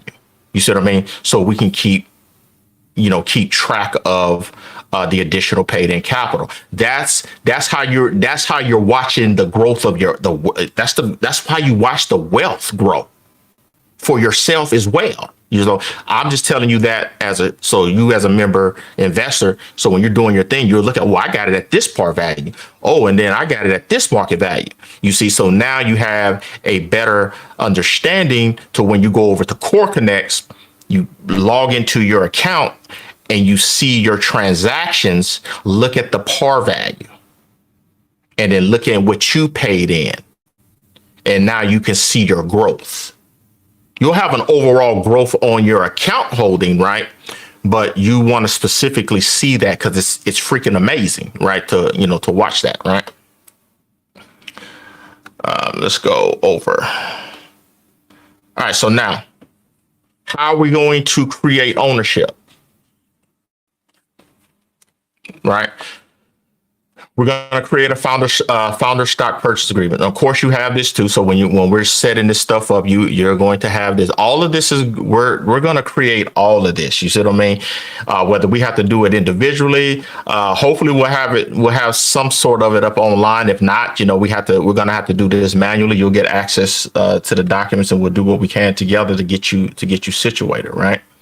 Because at the end of the day, the most important thing is to get this stock out of your name, right? Get this membership out of your name, right?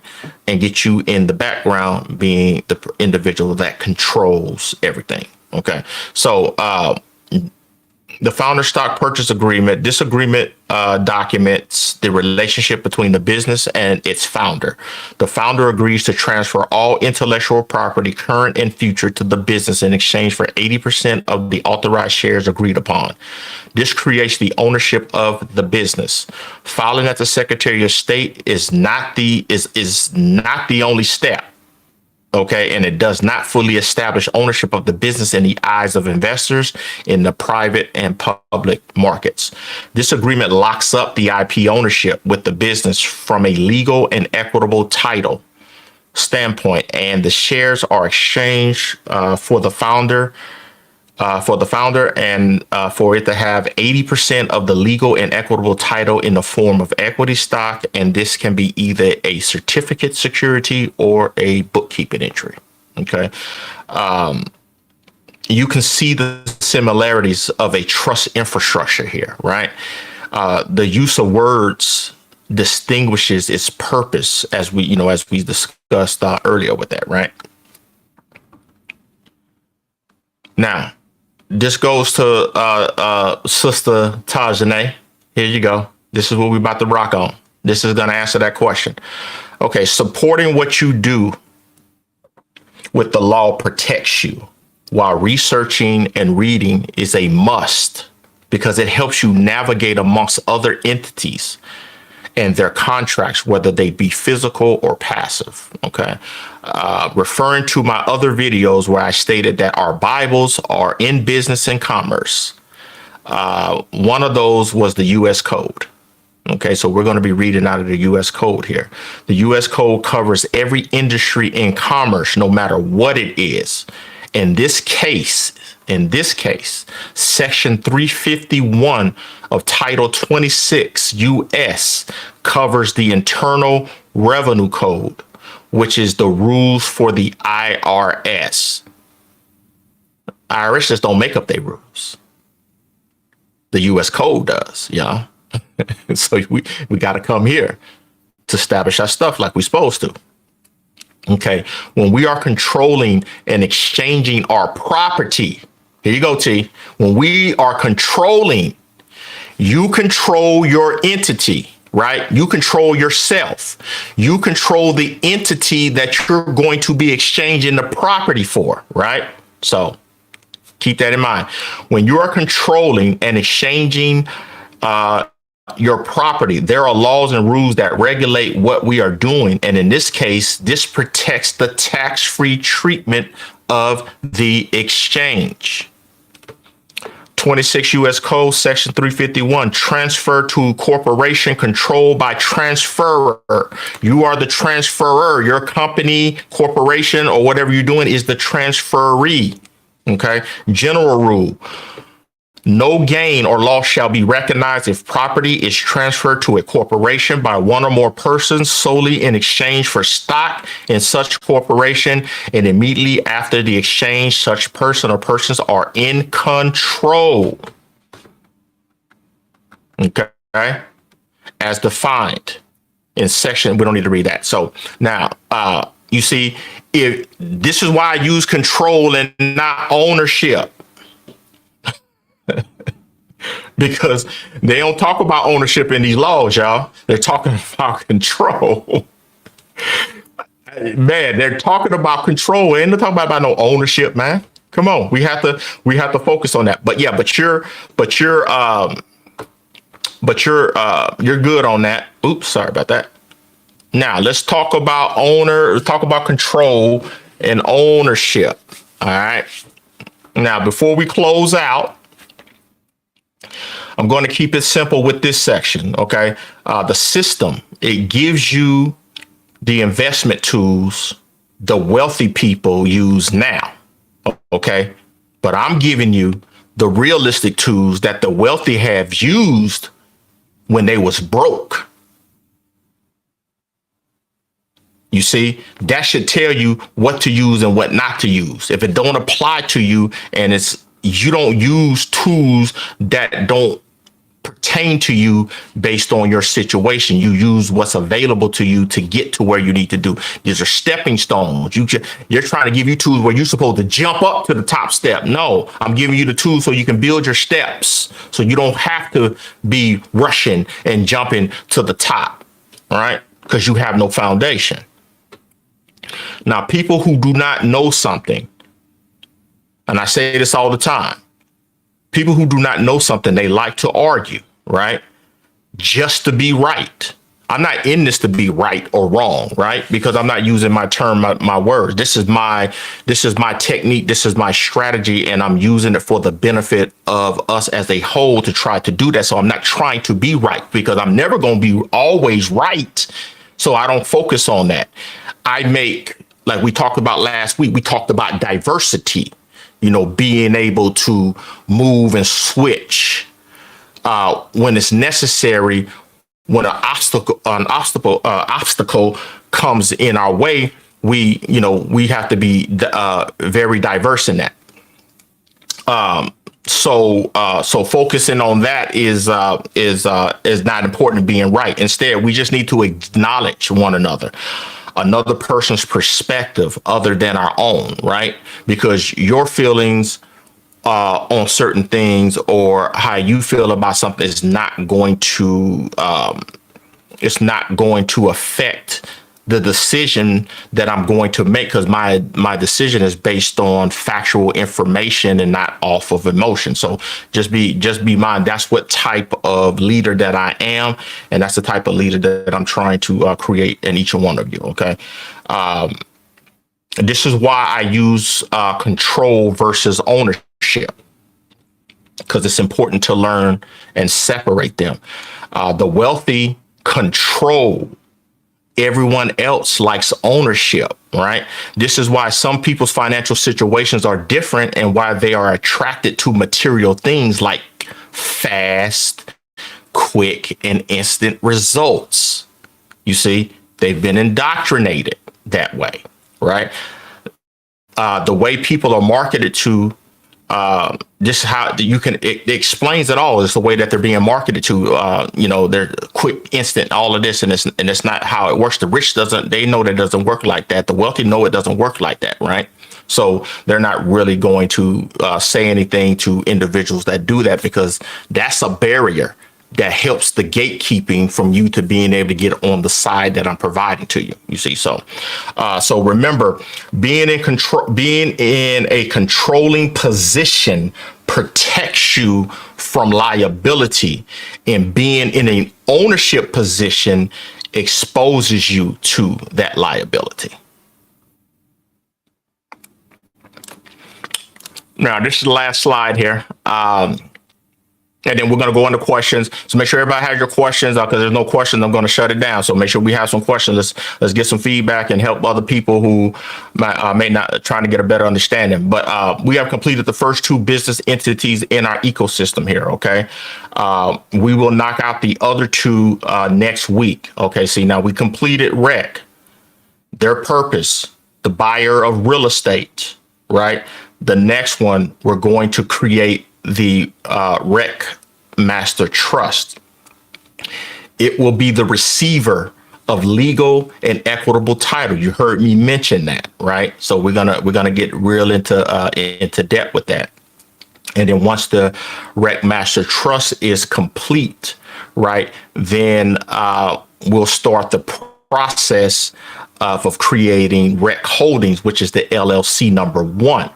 And it's the public straw buyer. You see, like a straw man, but it's a straw buyer, right? That's interfaced with the public. And then we'll kind of do a brief relationship between these 3 entities and start putting in the other entities real quick, without having to structure their foundational business purpose, because we'll just talk about their purpose and not how to structure it, because all the structure is the same. The only difference is the purpose. So corporations are corporations, LLCs, they're all the same, and trusts are all formed and created the same. So we won't need to go into that again. So that was the purpose of that. So with that said, let's go into these questions, y'all. See what we got.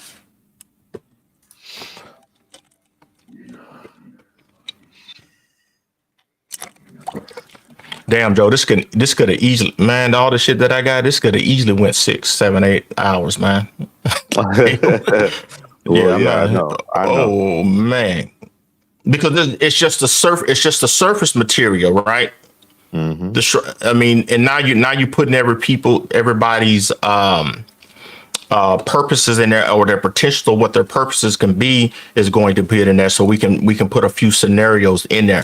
So, but we'll use the foundational scenarios that everybody pretty much is going to do.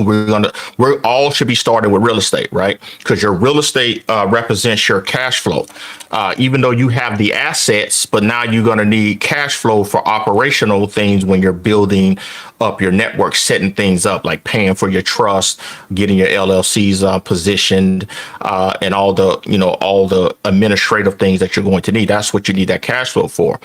But your asset is the one that's actually going to be funding your whole system. That's going to be funneling in through the co-op, right? So you would be an extension, a branch off of the co-op as a member investor, as a partner on that, and then then you attach your ecosystem through the legal and the equitable holding of that stock that you have. You see what I'm saying? Once we bring value. So our purpose and our job on the co-op is to bring value to those shares, because the shares are a piece, like what I spoke about earlier about the stock being when you're issuing 80% of the equity of the shares. When you create your company, you're taking 80% of it in exchange for that IP.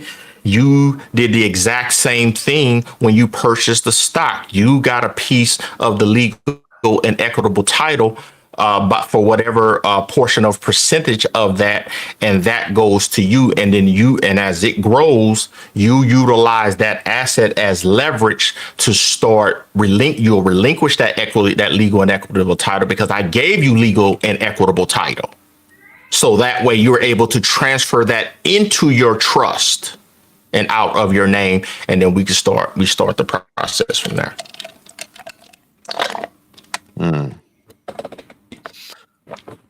So the first, this is not a question. That doesn't seem like anyway, but maybe a question, which is, so our objective is not to have anything in our name, but to control everything. Yeah, and control, and what we mean by control, it needs to be in an entity, right? It doesn't need to be your name. While I was talking about making sure we do the powers of separation, separate yourself from your entity, and your entity having that purpose. And so once that purpose has been established, now you can control that entity. You see? So it can still navigate and do business. You remember how we always say, "Oh, I wish I could duplicate myself." Oh, that's what we're doing. That's what we're doing. That's what we're doing. We're duplicating ourselves through business entities for different purposes. Think about that. We watch movies like that where it's, man, if I can duplicate myself, well, you do this, you do that, you do this. It was literally telling us about business, and we weren't even paying attention to that. But we can literally do that. So, and that's what we're going to be doing.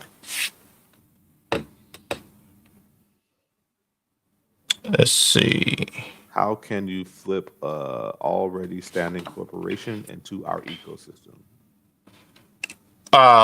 You won't be flipping anything into that's a corporation. You don't bring a corporation into your trust ecosystem. The corporations, LLCs, and trusts, and certain trusts and public trust, statutory trust, let's put it that way, statutory trusts, they only operate in the public domain.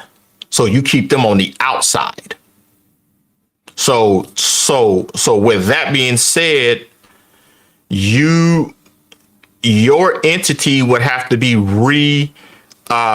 would just the ownership of that stock, you're going to sell that stock, or you're going to transfer that stock. You're going to relinquish that stock somewhere within your trust ecosystem that the system, you know what I mean? So the ownership of the stock would probably have to go through the let me put that up, man, because I like let me put this up. Let me put this up. All right. So say this is your corporation here, right? The master trust here, right, it's the receiver of the legal and equitable title. So this would be your corporation here, right? So you would have to relinquish all shares, making sure that your entity is structured correctly, right? Based on what I broke down for the corporation. All shares would transfer over here. So now, before you do that, you have to ask yourself those questions that I don't know.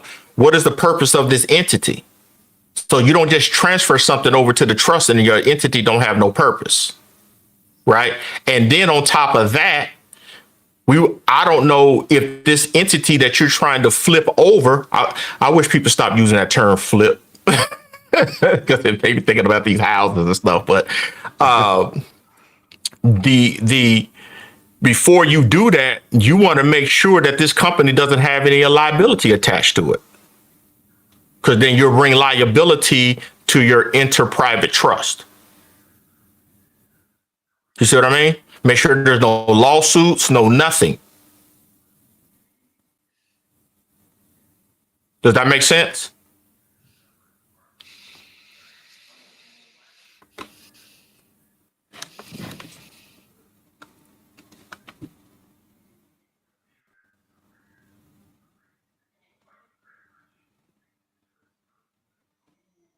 Yeah, that's correct, brother Al. Objective is to have everything under the name of the trust, still in control of everything, and you have a lot of tax write-offs. Exactly, you're creating the tax. You're creating tax. Why are you creating tax write-offs?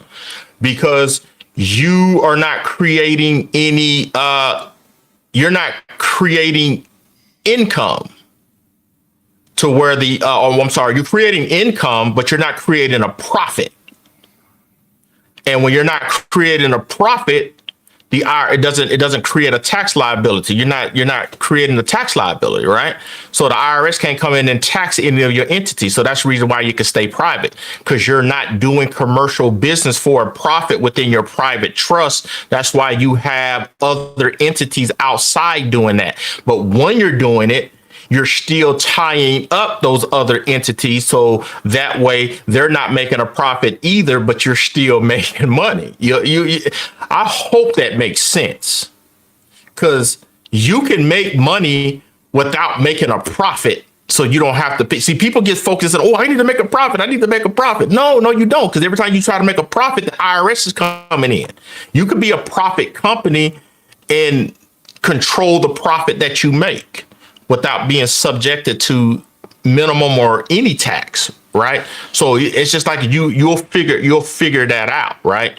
So because if your bank, because remember your bank, and we'll go into this next week, like because a master bank is coming, your master bank trust is coming in here, right? That's going to be another thing that you enter. So if you're issuing loans to yourself, to your entities, through your trust, to your public straw buyers and stuff like that, that's operating on the public's on the public realm and stuff like that, you're creating loans at 0% interest rate between yourself. You're not trying to make money off yourself, so then that way you can go pay taxes to a third party outside of your ecosystem. That don't make any sense. You see what I mean? Doesn't make any sense. You want to keep your money cycling, and you want the value. So you're looking at, well, so where's my value coming from? Well, your value is coming from your controlling of your assets. The more assets you get, the more cash flow that you will be able to bring in and interject, right? So like I said, you can make this as elaborate as you want to. You see, so because we haven't even talked about bringing in nonprofits in there and stuff like that, because they can operate in the public spectrum on the outside, and they automatically, when you're operating through them, they are tax free anyway. So any money that your public money or value that you try to fund, you can fund your trust, or you can fund the nonprofit and stuff to do a public service for the members and stuff. Like we're setting up a cooperative chamber of commerce, all this type of stuff that's going to provide certain things to our cooperative members who create these businesses and stuff like that. This is what's creating these tax write-offs, so you can do the exact same thing in your local jurisdiction. But the power behind what we talked about, diversification and jurisdiction last week, is just that. When we're in just imagine us having our jurisdiction, right? Our own municipality, and we have this type of ecosystem built in for the co-op, for the municipality, and for the people who qualify to live within that jurisdiction. Think about that for a second. We're funding everything, all our industries, right? So we're only focused on the real estate industry. So now we're going to duplicate this with the next industry we get in. You see what I mean? So the same thing. And as we move, and as you're here, which you look at this as being the co-op as well, when we move into the next industry, guess what? We just copy and paste y'all, and we go right on over to the other jurisdiction. The other industry, I'm sorry, not the jurisdiction, the other industry. We go into the next industry. You see, wherever we go, wherever we create, y'all copy and paste, y'all get to come right along with it. You see what I mean? So that's what you should be focusing on. Focus on, I don't have to worry about paying, well, technically, I don't have to worry about paying rent, right? I have money coming in. I can take care of my business. I can go on vacations. I don't have to worry about these third party government corporations and stuff coming in and doing these things and foreclosing on me. You don't have to worry about that. You see what I mean? You'll have a loan on your house, but you're the one that's controlling the loan. Your loan is that 0% interest rate because you're not paying. You're not paying. As a matter of fact, you're not paying a loan. You're actually leasing. You're going to lease your house because you're not going to own anything, right? You lease everything, but take all your assets, put them in all purpose, certain purpose trust, and then lease your things to one another.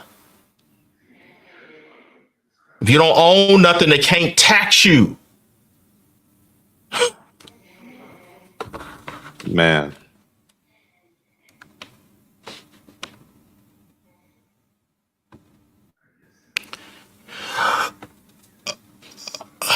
No support questions. Support questions, please send those to the, you can send that to me private message or on the on support.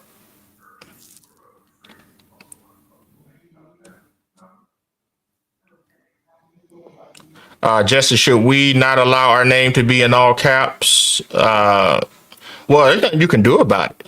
I mean, when they put it on, yeah, they don't. Their system, their computer systems are set up that way to automatically to do that. You know, they control that. We can't control that, but we need to know in our personal what's going on. We need to know how to speak, act, you know, in that situation. And as for going back to that other question about the lawyer, right? There's nothing wrong with you having lawyers. But the fact is, it's about how the contract between you and that lawyer, how you establish that, right? Who's controlling, right? You can give him limited power of attorney to only do certain things and not outside the scope of that. See, a lot of people just give them power of attorney and then they do whatever they want. You see what I mean? And then you don't know what they did. So if you be specific, you don't sign nothing on my behalf. You don't approve nothing on my behalf. Blah blah blah. I see everything. You say you limit their ability to function to screw you. You see, so it's just all the way. I know how to contract with attorneys and how not to contract with them. So we'll be learning that as well. See, Joseph Wynn, I think you create your own nickel that fits in your. That's correct. That's correct, Flora. Yeah, that's correct. You create your own ecosystem that fits into your own particular. You're not combining with ours, right? You're using the legal title and equity of the stock that you have as your funding source for your own separate ecosystem. The cooperative is the hub that brings that value to your shares. So you utilize the shares that you have to start leveraging that you start buying cash flowing assets just like what the co-op is doing in your area, and you start building up in addition to your shareholdings. That's the reason why I was talking about not knowing how to function with the bank, how to work with the bank. You work with the bank when you know that you have certain assets and they're going to treat you a different way than as a retail, normally how they do on the retail side, because they're going to see your asset base, right? So your asset base, and you utilize that to build upon that. I'm just getting you into when we're publicly traded, when we get there, your foot is in the door because you came in at the beginning. You didn't come in at the retail through a 401k. You actually came through when we were young and coming up, and you were taught and you trained and you took what I was saying seriously. You see what I mean? That is, you utilize that as your foothold to get in to build your ecosystem, your own bubble, right? But you're still attached. Doesn't matter where we go, because when we move to the next level, your ecosystem then is still attached switches to this new share, now you have another funnel you can put into your ecosystem in a separate industry that we create. All right, Tajane, can we go over the founder stock agreement one more time? Yeah.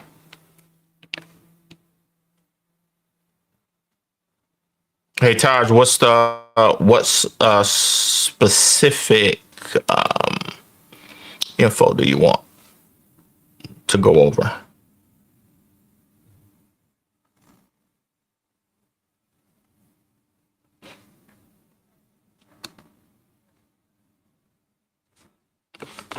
I'm assuming she just wants me to go over it again.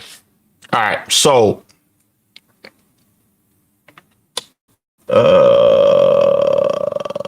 sincere.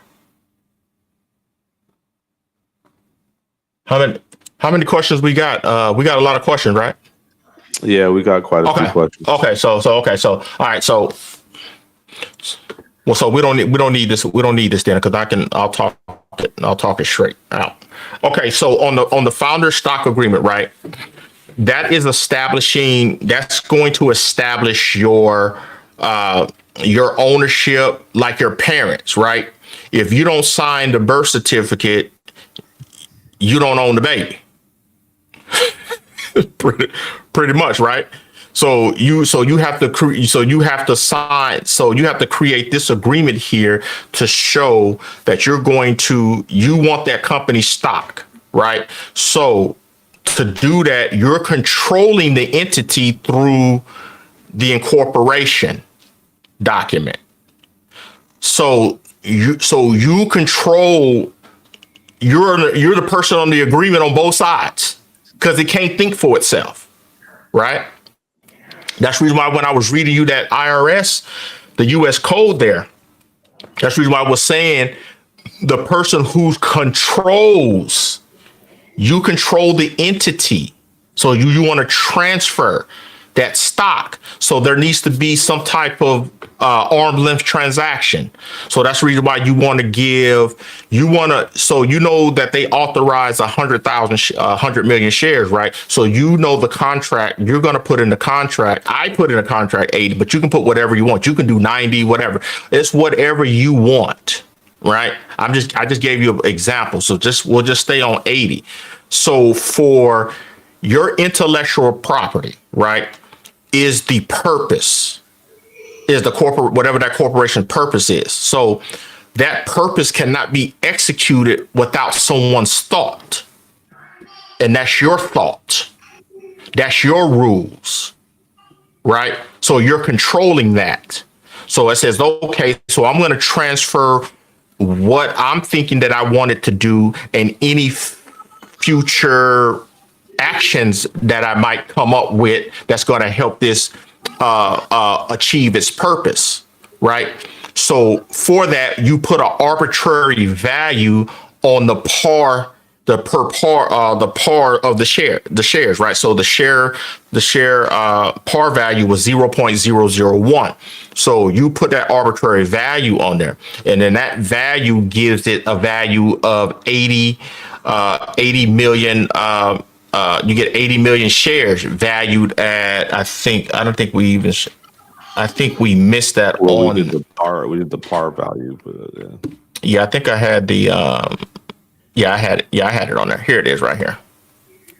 Now on this slide here, right? So when you got that 80 million shares, when you times that 0.001, your company's value, or that IP value, is now $80,000 book value. You just created that out of thin air. I know you say, well, you can't do that. Yes, you can. They do it all the time. You put a price on your intellectual. Remember, it's your intellectual property. You can put a value of what it's worth on it, because you're controlling the entity. You're controlling the price. You're controlling the value of what you think. Just like as a painter, right? You're painting an amazing painting. You could put whatever value you want to on that painting. It's up to the people to buy at that particular price point of that painting. Exactly. So once someone purchases that painting at that value, it's stamped as that being the standard of that value, at being whatever it is. So let's say you have a painting that's $80 million. That's what you put the value as. Someone actually buys the painting at 80 million. Every other painting you do after that, you could pretty much sell every single painting from 80 million and above, because that's the starting point of your value of your paintings. If that makes Exactly. if that yeah, yeah, yeah. Yeah. And that's correct. And I'm so glad Taj asked this question, because it's a powerful question. You see, so now if you know your company book value is 80, this is your first bookkeeping entry in your ledger. You see, in your accounting, right? So now you know the shares that have not been issued but authorized would be 20 million shares, right? So that has a value of $20,000. But that's par value. That's not market value, because when you get ready to raise capital, like I did, I came out and said, "Hey, yeah, I'm just gonna put them at 1 cent," right? So that takes away a zero. That makes it a penny. Did the price did not just increase?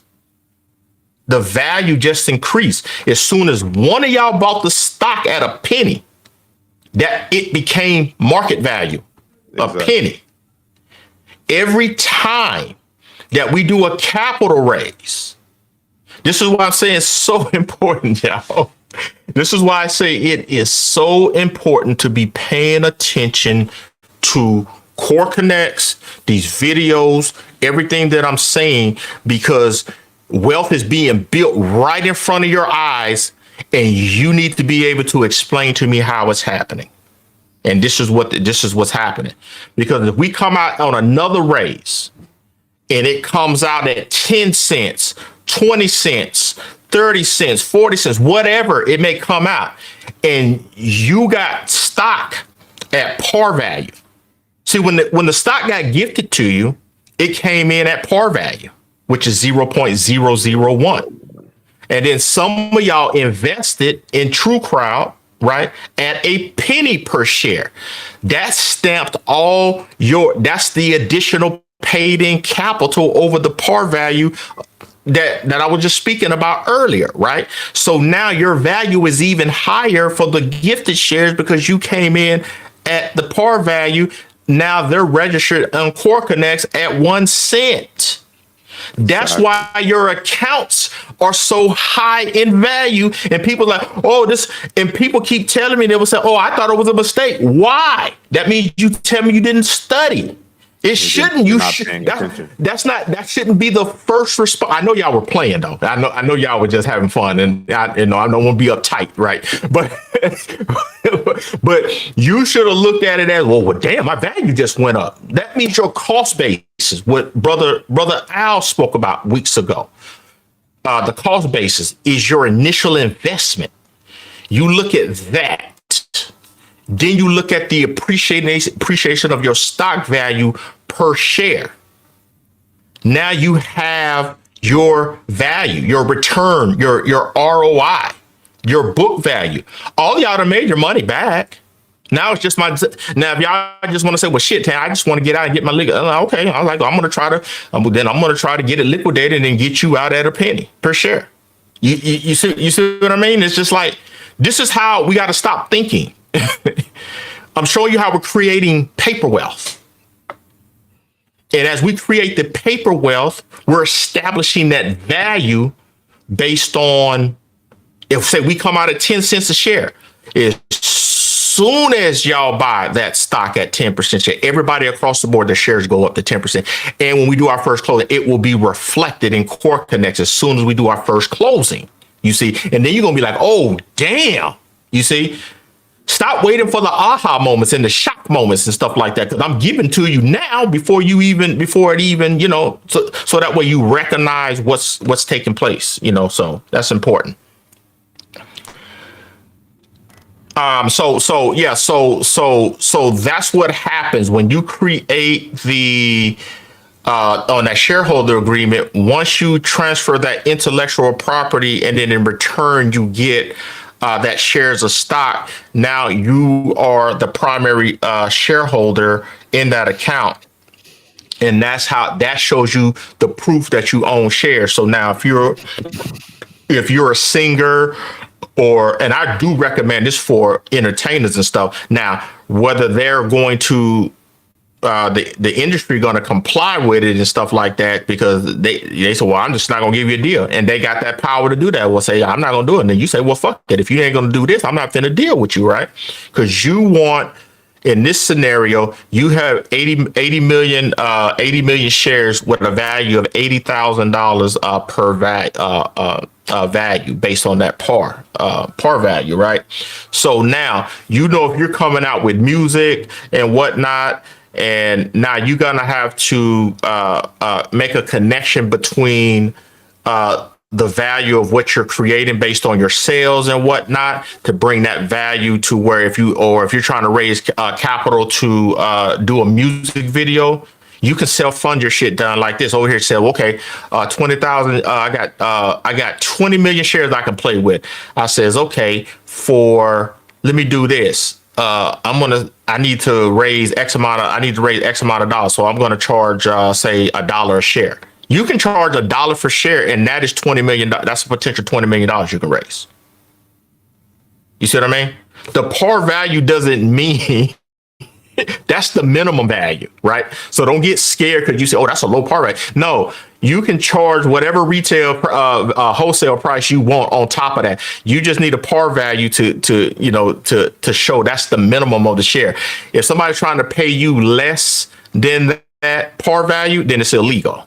You see what I mean? So on record, you need to put either a no par or like this or whatever, and then sell that to raise it, do $1, raise that money, do your music video, whatever, and stuff like that. So now when you get that $1 a share, now your company is worth, if you got somebody to pay $1 for your thing, right?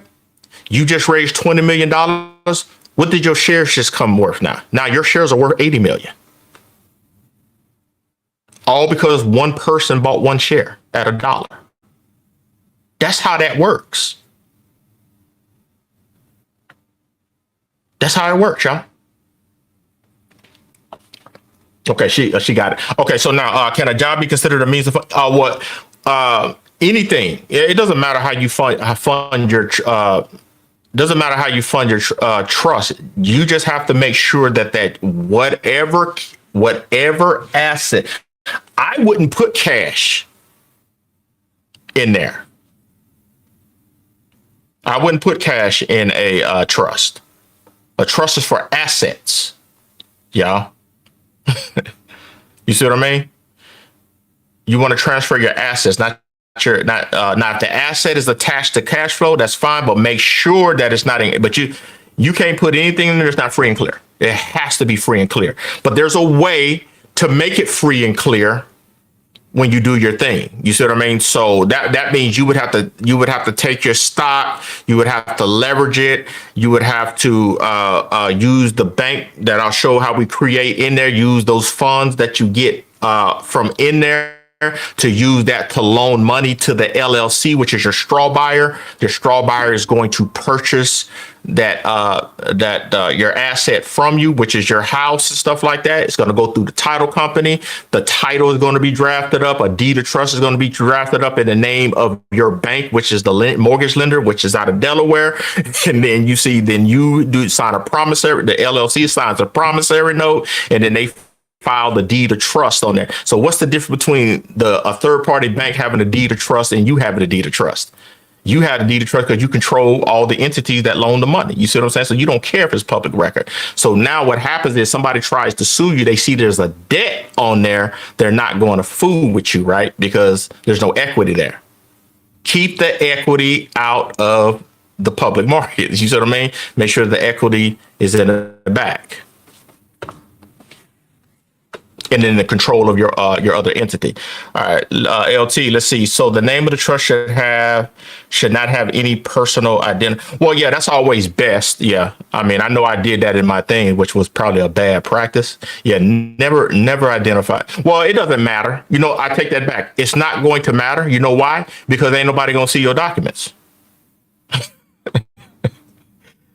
Ain't nobody gonna see your private trust documents. But if you don't want to do that, you know, But the public trust is a different thing. the public trust is your public trust that your statutory trust that you're using to do business on the outside. That's different. Make sure that you don't put any identifiers in there in regards to that. Just keep them, yeah, because that's what they do. The banks and stuff. When I was researching them and dealing with them, all of their stuff are like such and such trust number one, such and such trust number two, and they be in Roman numerals. So, and there'll be hundreds and thousands of those like that, right? So they keep it. That's how they keep it organized. What's the next one, Joe?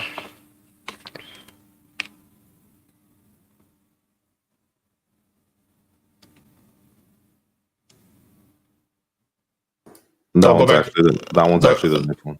Oh, okay, that was the next one. Okay. Hey, Sincere. If I'm looking to establish my business, what should be my first? Oh, look at it. If I'm looking to establish my business, what should my first step be to file as a corporation? Well, you have to change. Oh, I went over that. I went over that, Sincere. That's what that whole presentation was for. Finding your purpose, create your identity, the whole thing before you even think about filing. You don't file until you go through everything that we just did through this masterclass. You have to focus on all of that. Did you come in late, Sincere?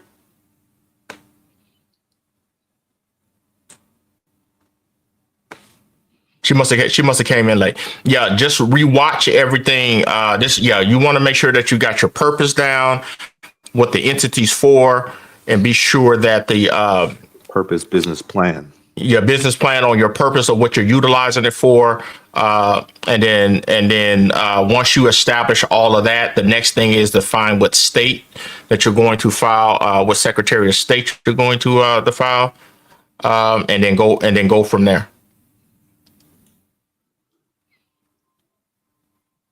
You can hit that. Right, hit that. I'll put the next one up there. Let's see. She said, I just got my EIN for an LLC. Do I need to set up a trust for this LLC? Why would you need to set up? No, you don't need to set up a trust for an LLC. Remember, they're all separate. You see what I mean? So focus on one thing, so we don't get confused. Because see, the confusion comes in the way that sometimes when we ask a question, and then when we mix in our thoughts and stuff like that. So from what I'm reading here, it looks like you're saying you want to set up a trust for your LLC. No, that's not how you supposed to. No, that's not how that works. You want to set up your entities are not the same. They're separate individuals, separate purposes. Don't commingle them. Because that statement shows that you're commingling. You're trying to set up a trust for an LLC. See, your trust comes before your LLC. Your trust is over your LLC. Yeah, depending on remember, going back to the diagram. Let's go back to the diagram.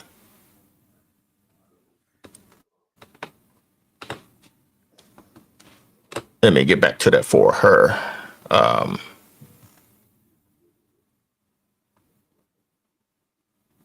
Oops, going the wrong way, bro. All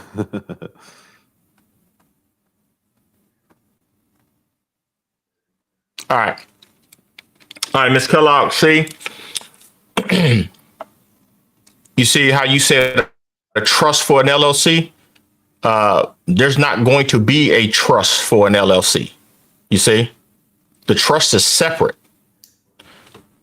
And let me give her a better insight on it.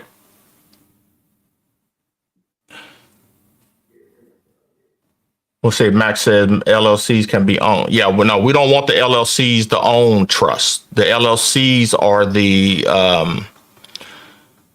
LLCs are the interface, the public interface, y'all. Okay, so we can't mix this up. See, everybody's thinking, everybody's listening to what I'm saying, but then everybody's trying to devise a different way to do their stuff. No, you have to focus on the structure first before you can start being able to dabble any other kind of way and stuff. You have to learn how the mechanism works first before you start to say, oh, I want my LLC to own a trust and all of it. And no, you don't want to do that, y'all. Come on. Focus on the structures first, right? The company. That's why we're starting with Rec Inc. up here at the top right here. If you see this here, we start with this first, right? It's the buyer of the real estate, right? Because it's interface with the public because it's going to be a public company. It's going to be publicly trading. It is the source of what we talked about, the par value of the stock, and how we're going to create the paper wealth and the value off of using the markets from Wall Street to capture the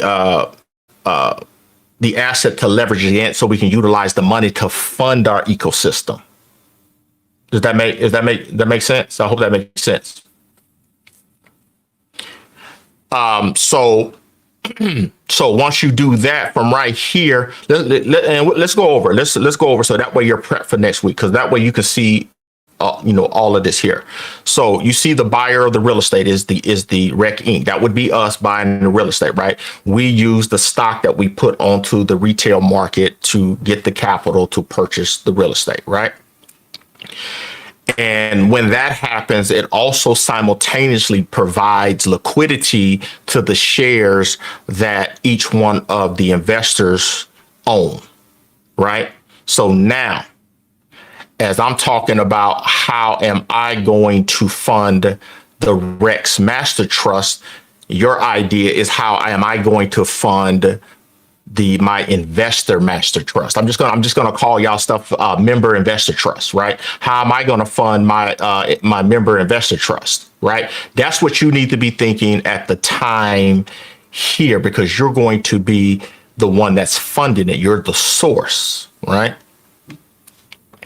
So in my instance, right, I might say I'm going to relinquish all my shares, right, into my trust. I might keep a little out, right? So all of my hundreds of millions of shares, I'm finna just throw it all into my founder trust, my family trust, right? So now I just relinquished all equity and rights to all that trust and stuff like that. So boom, it's gone. So that will be used. Since it's liquid, right? It's liquid. So now the liquidity here can fund the bank trust, my bank trust here. You see, sitting in the bank, been in an account, right? Or the stock, whatever, it doesn't matter. You see? So, well, let's go back, right? So say I don't sell. I say I leverage against it. I get a loan. And that money that comes to me off of my shares, I use that money to fund the trust instead of selling the shares, right? Because we got to keep, because we don't want the master trust to know, we don't want nobody to know that the master trust what they're doing in the private, right? So we won't sell the shares, and we have to record who's got what sold to. So we keep the share. Yeah. Real quick, does she make sense? Because she did another comment about what she said. She thinks she gets it a little bit more now. according to this statement, okay, it makes a little more sense. So set your company first, and then funnel it to the LLC. Yeah, and that's what I'm explaining right now. Okay, Got she it. got it Got right. She got it right. Yeah, that's what I'm explaining to. So, so you use your rec to funnel your money in regards into the loan. I said, well, okay, I got the loan, right? So I'm responsible for paying it back, right? Whatever. Or I put it into I use it to buy real estate or whatever. Just say. So I leverage that, use that money to fund my trust. The cash within the trust that we're utilizing stays here. Right now, we're going to go to our before. Oh, I'm sorry. What? No, that's correct. So this banking trust has access to this capital. Okay, and now our rec mortgage trust is the one that authorizes loans out to any entity outside of the network. So, and that would be this LLC. So, in other words, the LLC wants to buy cash flowing real estate, right? So, one apartment complex, right? So, this is what this is. This is why I say Rec Holdings LLC number one. This holding LLC is going to hold one apartment complex, right? So it applies, just say, I'm just going to use the term, Rec Holding is going to apply for a mortgage from Rec Mortgage Trust. Rec Mortgage Trust has a relationship with Rec Banking Trust that's going to fund Mortgage Trust so it can fund Rec Holdings LLC to purchase that one apartment complex. And the loan Rec is going to approve. So Rec Banking Trust is going to loan the money to Mortgage Rec Trust 0%. Rec Mortgage Trust 1 is going to loan to Rec Holdings LLC 1 to buy the apartment complex at 0%, because you want the money coming back in 0% within your ecosystem. You see what I mean? So any cash flow that comes from this property that's recorded and has a deed of trust, whatever, has a mortgage. The mortgage that's recorded in the public is recorded in the name of the mortgage trust, which is a public mortgage lender. So this trust is that Delaware trust on the outside, right? So this mortgage trust has trustees. And that trustee, one of the trustees is Rec Master Trust, what could be one of the trustees, and it has a big claim against this one, right? So you would have to file that in the UCC through here, so that way no one can try to sue the mortgage company. You see what I mean? So you're going to protect yourself. We're going to break all this down, but yeah, this is what that is. So in other words, you funnel from Rec to the trust, to the banking trust, to the mortgage trust, so the Rec Holding Trust can buy the property. The property cash flows, that property comes in, brings in cash flow. That cash flow is used to pay back the mortgage trust. The cash flows from the mortgage trust is used to pay back the banking trust. The cash flow from the banking trust is used to go back into the trust. And Rec is still, on a monthly basis, is still putting more value into this trust, relinquishing that right so this can operate here. So I hope y'all understand that from that perspective. But we'll go deeper into that on their functionality, on how that works. Okay, real quick, Tannen, I need to go back to a question real quick. Yeah, go ahead. So the one that Sincere was asking about, or Yo-Yo was asking about. Oh, that was Yo-Yo? Yeah, that was Yolanda. Yeah. But yeah, so she was asking more because she did come in from the beginning, so she actually already did the whole thing. Her question is, she already knows, like, well, I believe she knows what what her purpose is of her company, but she doesn't know whether to file her company as an LLC or a corporation. And I think that depends on what exactly you're attempting to do with the company. Yeah, exactly. Once you know your purpose, get your identity, then you have to figure out how you're going to interface with the See, the phone. purpose and the identity is just the intellectual aspect of it. Then you decide the type of entity that you're going to use. So if it's more of the business, she has to tell me what the business is so I can give her a good perspective on it. And you hear that, Yo-Yo? So if you want to message that in the chat, you can. If you want to actually get with Tannen separately from this and ask him a little bit more in detail, you Yeah, so can. I don't want you to put your personal information, yeah, your personal Yeah, business on what you're trying to do. exactly. So I would. She said marketing agency, but yeah, yeah. Okay, well, yeah. See, that is a public service.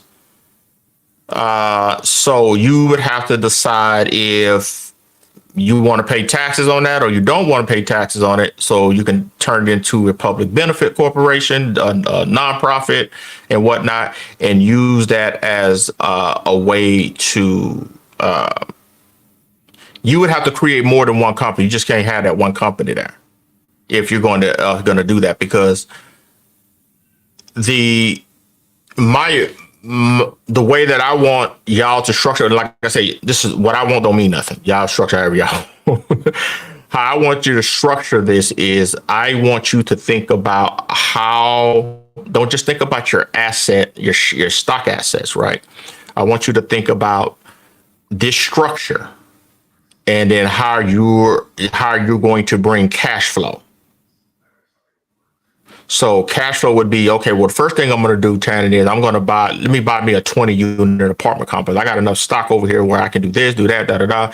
Then I'm going to use my stock as collateral to purchase this property, and then I'm going to put it through this network here on my ecosystem, create this ecosystem and stuff like that, and that's going to be my cash flow.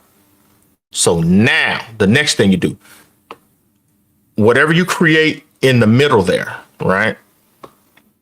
You can add whatever LLC, you can add your marketing LLC at the end of that. So just say, so I need to borrow money from my bank trust that I have in there. So it can fund my marketing business. Right. So Because that way, then go you ahead. can focus on quality rather than quantity in your business, because regardless if somebody pays you exactly what you're worth, you already have cash flow coming in Mhm. from other entities and other assets, um, and it will fund all the other things that you need to fund, as far as like if you want a building or with your marketing company and all that kind of other stuff. Yeah, exactly. Because you got to remember, I'm hoping that y'all are thinking like this, right? That when we establish our jurisdiction and do whatever we need to do, right? I'm hoping that everyone is thinking, okay, focus on the quality of the business that I'm creating, the service I want to be providing, because that type of service is going to be needed within our ecosystem, our network. You see what I mean? So we want you to focus. I want you to focus. Like I said, I don't know what I want, don't matter, but I want you to focus on the quality of your business and not having to worry about am I going to get paid or when I'm going to get paid. And then you have to do all this stuff, which leads to stress. So the thing you want to do is get your cash flow together, get your system together so you can fund what you really want to do without needing to borrow money or whatnot. You're doing it, you're getting it from yourself, and then you can concentrate and there's no stress behind that, right? Because one of my things is I shouldn't even be doing this. I should be doing animation. I should be doing video games, program video games. I should have me a video game studio because that's my stuff, right? But Hmm. at the same time, right, I said I'm not finna make what I do, my artistic skills and all of that. I'm not gonna make that work. I'm not gonna make that work. and then I'll end up hating it, right? So I said, well, okay, well, let me go the business route, because the business route is the foundation of any business in any industry, right? So getting that structure, getting me cash flow from multiple apartment complexes, because I've been in this business for a minute. So the ins and outs of getting at the red tape and stuff like that, it's a lot simpler when you have assets, cash flowing assets such as real estate complexes. It doesn't matter, fourplexes, 10plexes, whatever. Get some cash flow in your hand. Just say, well, 10, I want to get, say you want to say, I want to get 10,000 a month in cash flow, right? So you're going to use your assets, what you got, and build to that. So that way you have 10,000 in cash flow coming in. Now you don't have $10,000 a month coming in cash flow with what you think the normal standard of what a loan would do, right? Because you're controlling the debt and the credit, right? So you will be able to do what you need to do without any third party interference within your network. And then you just can, and then you use that to fund whatever business or businesses that you want. So that way you don't have that drama.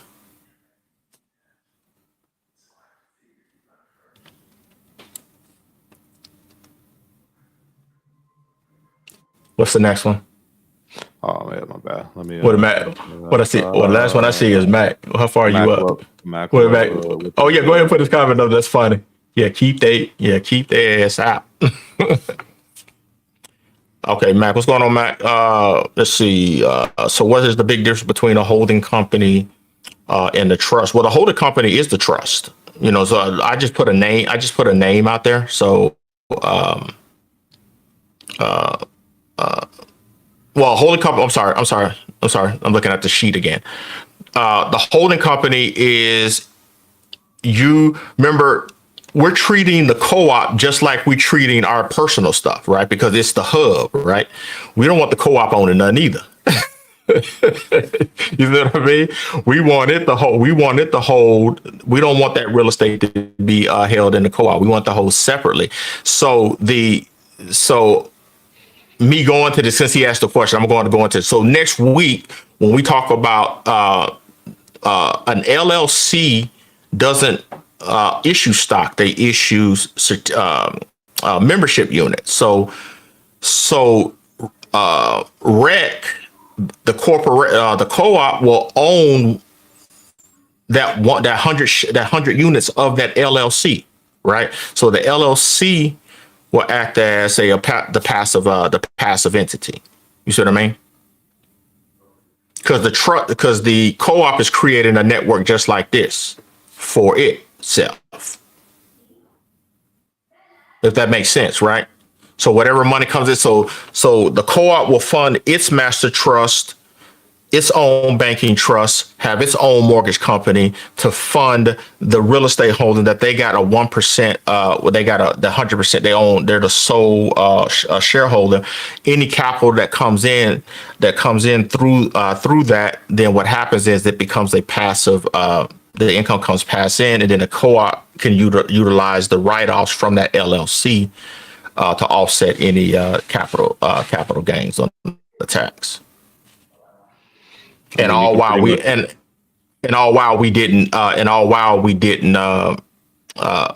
we don't have to pay any taxes because everything's loans.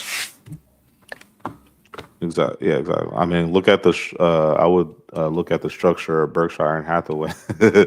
Okay.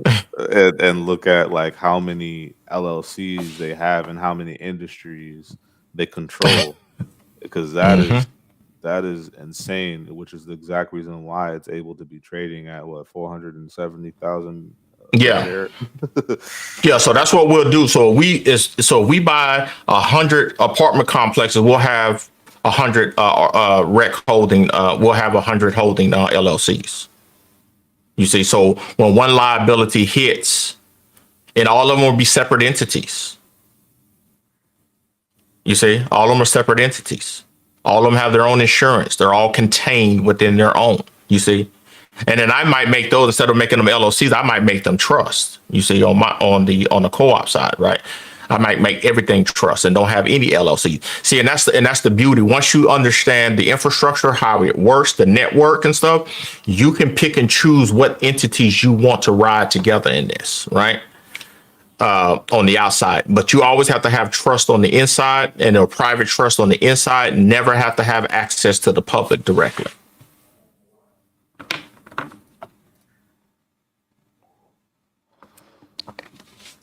All right, Flora. So the REC LLC holds the apartment complex.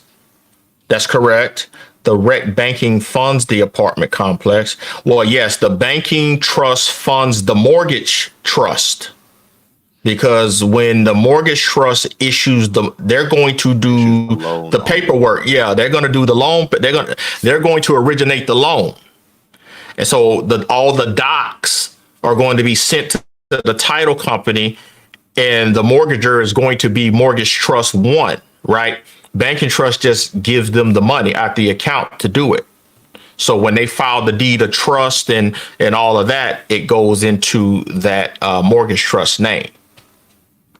And then the equity is and then the warranty deed, the ownership is owned by REC Holdings LLC 1. Yes, that's correct. But when they sign that deed of trust, they are assigning over the legal title to the mortgage company, which is still the claims against the banking trust has, and the master trust has superior claims to that anyway, so they own it. So when they have a claim, well, I'm sorry, don't say own, they have a claim. Remember, claims and control.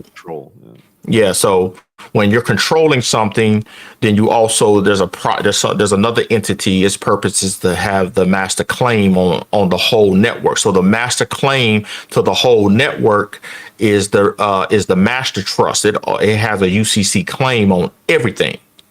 So anything somebody try to get to with any of those entities on the outside, there's a master claim through the mortgage trust that's for the benefit of that master trust. It's deep. I was literally just about to say that it's really deep, and we haven't even scratched the surface yet. Yeah, exactly, because it can get elaborate. But so that's why I'm trying to stay slow. Because I know some of y'all are asking advanced questions. So y'all the ones that ask me some advanced questions, you already know I'm gonna go to you and see what you got. Can't ask those advanced questions like that. We gotta understand. We gotta go slow, understand what's going on, and then work our way up to those advanced questions. Because once we work our way up there, they won't be advanced anymore. They'll be secondhand to you. Okay, so she says, okay, I see the REC LLC one. Oh, okay, the REC LLC gets the funding from the rank. No. I think she got it now. This is earlier. That's earlier. Oh, okay. Earlier. So okay. What you just explained already covered that. Okay. Type in the chat if she got it. Oh, okay, gotcha. And then, that's the chain of command. Yes, we're creating a chain of command. And then someone said, "Can you post a link to the last masterclass? Just log into the CCG website and go to media and workshops, and it'll be there, right?" Yep, that's correct. Yep. Hold on, let me see.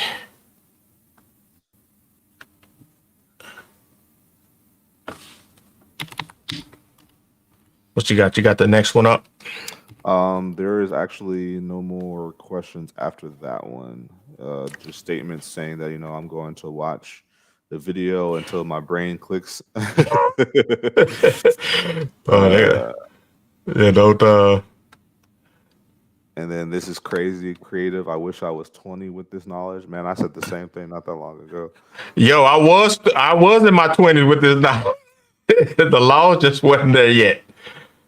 And now that the laws are there, we can actually go forward with this whole entire plan, which is incredible that we can do this now.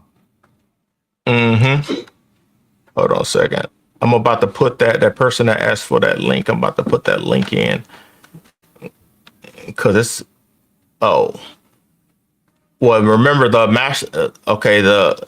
I separated the workshops in the media. So when you go to media, You should have. There should be a button. There should be a thing for master classes and one for the workshop series. So, why? Where is my bruh? Where is my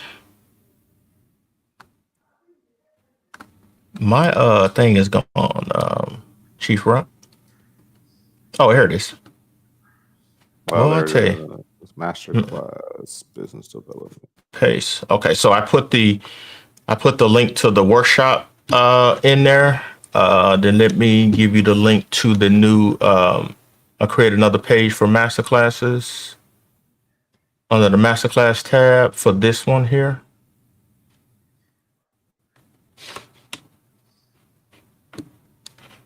All right, there we go. Workshop Now, if for you investment get strategy. now, if you're not now, check this out. If you're not a member, you're not even gonna see the tab. You got to be logged in, but you got to be logged in as a member. You know, because I know this information is is thorough, right? So at the same time, I know it's for everybody, but I put a lot of work in this prepping these courses and stuff, because these are like the precursors to the co-op university and stuff like that, where each one of these things are going to be broken down, test. Y'all gonna have to take quizzes and stuff to see how you're retaining this information, then rewarding you with member credit. The member credits, which are the class M shares, which are non-tradable, but they are convertible into other shares. That's one way that you can build yourself up from scratch, just with a little effort and stuff like that. So, but people can't steal this. I don't give a shit if they take this, but they can't talk it or do it the way that I was doing. I mean, I have something other than just book knowledge on this, man. I have actual experience, right? So I'm in here back and forth with these folks, so I'm aware of their tactics and their techniques and stuff like that. So if someone teaches this and stuff like that, and they're asking you for money, they full of shit, because I don't ask you for no money. You know what I mean? When you invest or you get a membership, you're investing in yourself. You're not investing in me, because I'm going to put this out here and I'm going to keep doing this every single week. This is a new year. Our anniversary is in 3 days, y'all. Oh man, it is. When I start messing everybody on fan bus, man. Yeah, so yeah, who's talking this and who's not, who's breaking this down like this. I want you to gravitate to this in a way that is going to help you understand how to move, right? This is how you move. I mean, because you see everybody else doing certain things, right? And it's okay to want that stuff, right? But also look at the people, the way that they're moving, and you don't see the folks that we don't see moving like this. They're not doing the things that we were trained to do in regards to trying to get credit, trying to do this and stuff like that. No, they had somebody giving them certain things or providing, or they already had a pre-existing generational wealth there and stuff like that. But they always have somebody helping. You don't see them. The ones that's successful, you don't see them what they're doing, and they're not going to explain that. So I wanted to change that. So I had a lot of success in doing what I'm doing and stuff like that, and a lot of things got verified and validated. And I said, well, wait a minute, man. My issue was that I was going by myself. And I could go by myself now. I can go by myself now because legislation changed. But before then, legislation wasn't there. It's there now. So now we can do this together, and we can get there faster, get things funded faster. Man, I'm going to tell you, when we launch this next thing, man, I'm telling you, if we raise $1 million within 30 days, y'all, it's over, y'all. I might have to shut down and don't take no videos. And I just, look, guys, we finna all just everything is gonna be private, you see, because now I have to hurry up and get y'all ready. You see what I mean? So I'm kind of just like going, just get y'all to get the basic stuff for y'all together, so that way, and the basic stuff is just making sure shit ain't in your name. and then that you don't connect stuff that you have that's a debt. Don't be trying to transfer that into your new entity, right? Because you don't want that liability to transfer into anything that you're doing. So we want to keep that old stuff out. Whatever. So say if you got $1 million worth of debt or something like that and stuff like that, what we'll do is, like in property and stuff, what you do is you'll set your stuff up separately. How we'll do it, right? And then we'll work our way to buy that stuff out through your network and ease it in that way. So then that way you're getting the absolute title. You're getting your legal and your equitable title back to where you can control it. So.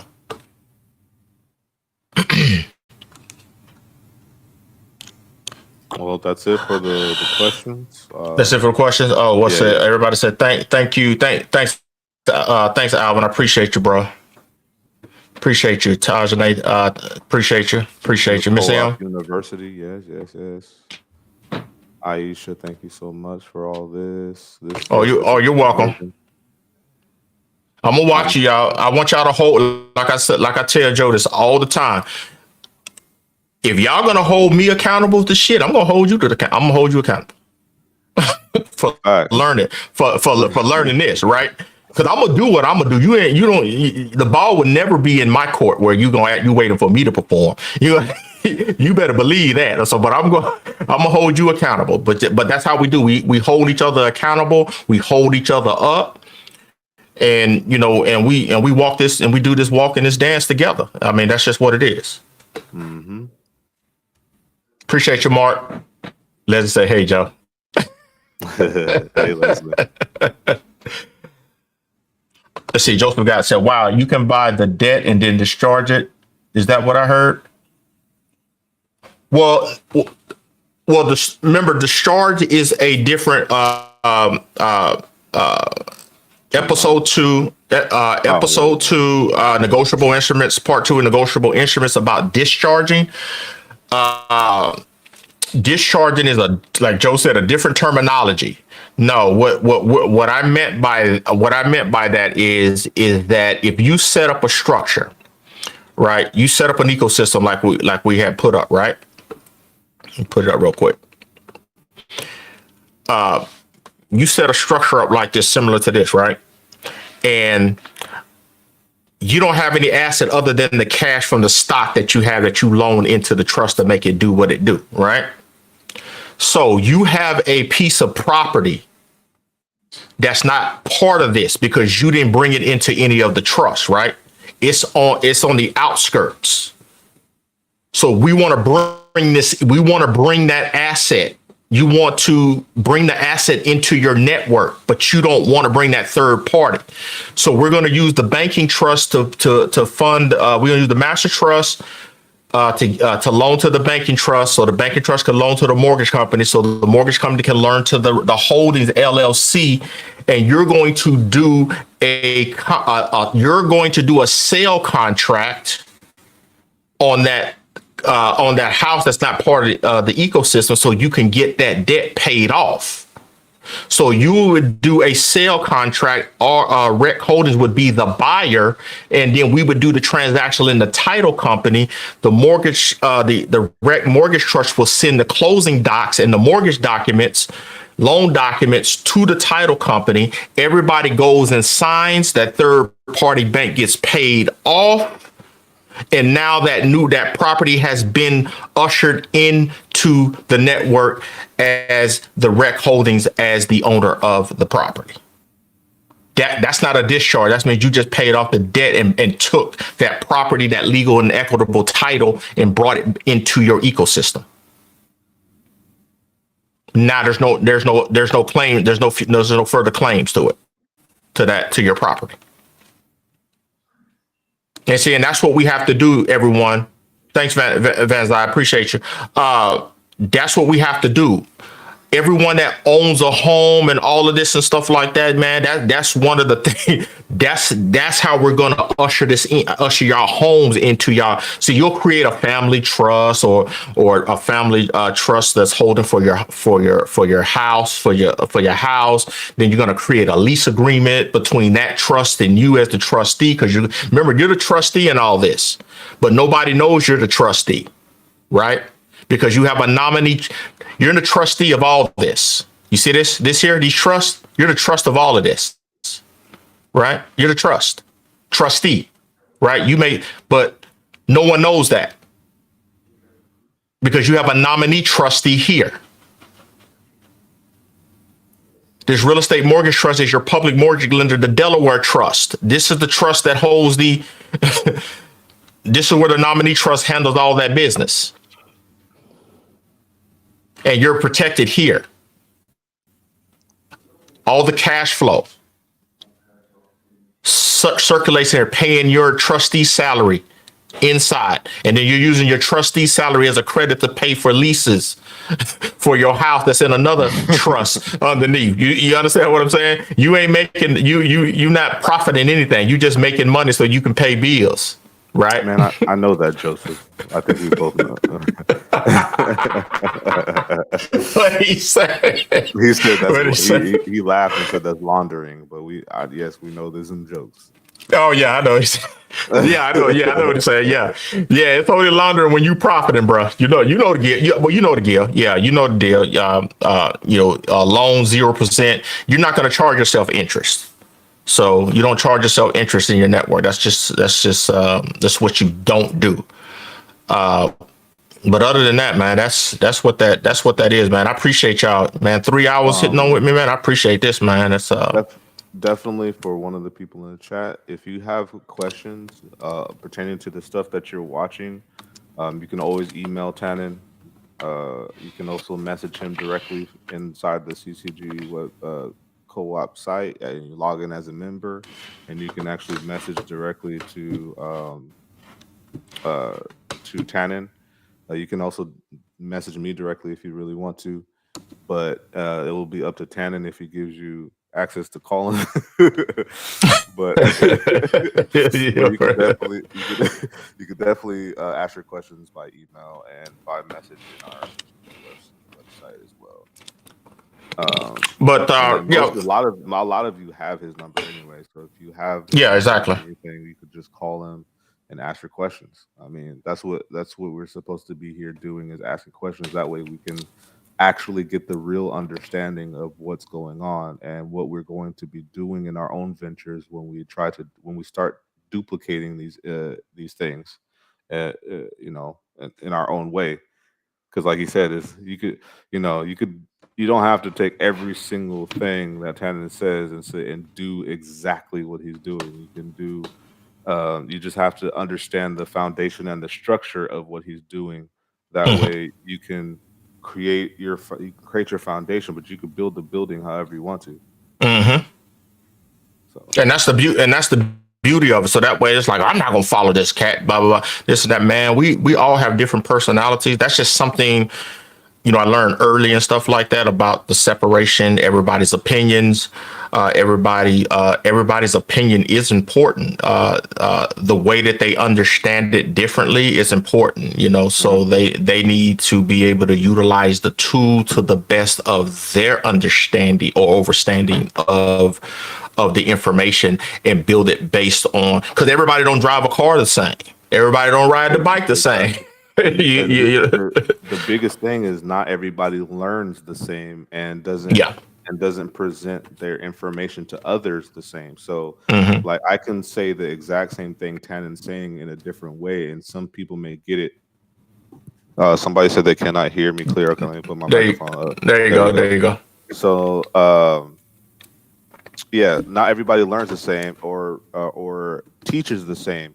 So I could literally say the exact same thing Tannen is saying, and somebody may get it easier from me saying it just because I am who I am, and some other people will get what Tannen's saying more than me, and vice versa for everybody that's in this chat. When you guys start coming to understand the knowledge here, and you're trying to and uh, you're trying to actually teach the same information to others, you may have your whole different way of teaching it, and that's fine. Hmm. That's exactly what we're Yeah. supposed to be doing. Yeah. And like I said, and let me thank y'all because, and I I say this all the time with y'all. I thank y'all. Y'all make me better. You see, by taking in your information and whatnot. I'm never going to take your information and make a decision based on that. But I do take your information to teach me how to better prep the information to deliver to you from that Perspective. perspective, because there might be thousands of people that have your perspective, right? So I need to tailor my presentation to my audience, so then that way when they go out, they can explain to the people, their audience, right? Because man, this is I don't think y'all know how difficult this is, right? I mean, I know I've done it for a long time, right? But damn, all this stuff I'm talking about, I rewrite it. I'm not talking the same. I don't know if y'all ever paid attention to this. I'm not talking the same thing the same way every time. Every time that I'm talking, it's being delivered a certain way. It's being broken down even further. There's stuff on here you haven't even seen before that all of a sudden I'm bringing it in because it's venturing into the other videos and stuff. So it's time to start making the necessary connections between everything, so we can so we can identify and operate, man. Because these cats, man, I've seen some stuff y'all ain't seen yet, man. I mean, I've never had an issue with police brutality. You know, I've never been pulled over, and I'm a brother. I never been pulled over and been in those type of situations. I'm not saying that I ever will be, but my interactions with public officials and different various types of law enforcement, such as the attorney general, the sheriff's department, and all of those type of individuals. Those are the type of interactions that I've had to deal with, and I can almost certainly guarantee you they just as ignorant as the ones on the streets doing the shit that they do. They just do it on an administrative type. So if I've witnessed the administrative aspect of it, what they do, the paperwork, how they manipulate the mentality, how they abuse people within the system, how they intimidate them, how they force them to do things that they normally wouldn't do under a certain circumstance. So there's two levels of oppression taking place, and I mean, I'm just thankful that I haven't experienced it on the physical side, like what's happening to our brothers and sisters on the streets now and stuff. So so I used to be down and dirty in the streets, but now I'm the administrative type of brother that's building the stuff behind that we actually need, because there's nobody's talking about administration. Nobody's talking about infrastructure. No one's talking about municipalities and building those structures and creating our power and our safe haven for the things that we want to do, and that will enable us to grow in the capacity that we need to grow unmolested by third party interference people and organizations and corporations. So knowing how to interact with the public, being able to create the proper entities, create the proper relationships with other entities, so that way we have the resources, whether it be asset value, asset monetary, even just physical things that we may need to develop. Now, I think we have to be focusing on that. I mean, you guys, ladies, you guys are the greatest contributors, are going to be the greatest contributors of establishing jurisdictions that are our own. And I like when one of those main things in these infrastructures that we have to build is that we need to be able to build infrastructure that provides services, pre-existing services that everyone is enjoying right now. We get those in place, then we can start migrating our people into those into our jurisdictions. But we have to get that. We have to start now with the real estate, work our way up, and just start bringing in those services, so people can properly transition in and support. The overall goal is to be our government entity, be our local government. Municipality means local government. Okay, so and we can be it at any capacity. We can be it at a village. We can be it at a town. We can be a city. It doesn't matter what it is. We'll be recognized as a corporate municipality that gives us access to the world. Okay, so.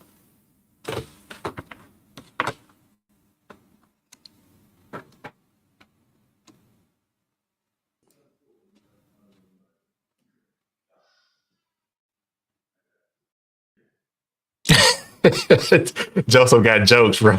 Man. Yeah, I saw that. That's crazy. Yeah, the let's see, this brother Anderson. I've heard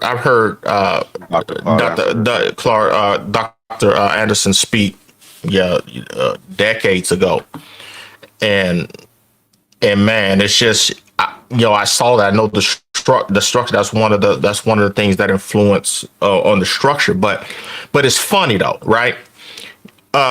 He says that, right, and then everybody knows that, right? But ain't none of these entertainers, none of these folks out here that got all this money, ain't nobody made no effort to do what Dr. Anderson put down in the book. You see what I mean? You see how it's documented, but ain't nobody doing it. Right? Ain't nobody doing it. All right, Tannen, I'm gonna have to. Yep. So I'm gonna have to get going, Tannen. Okay. All right.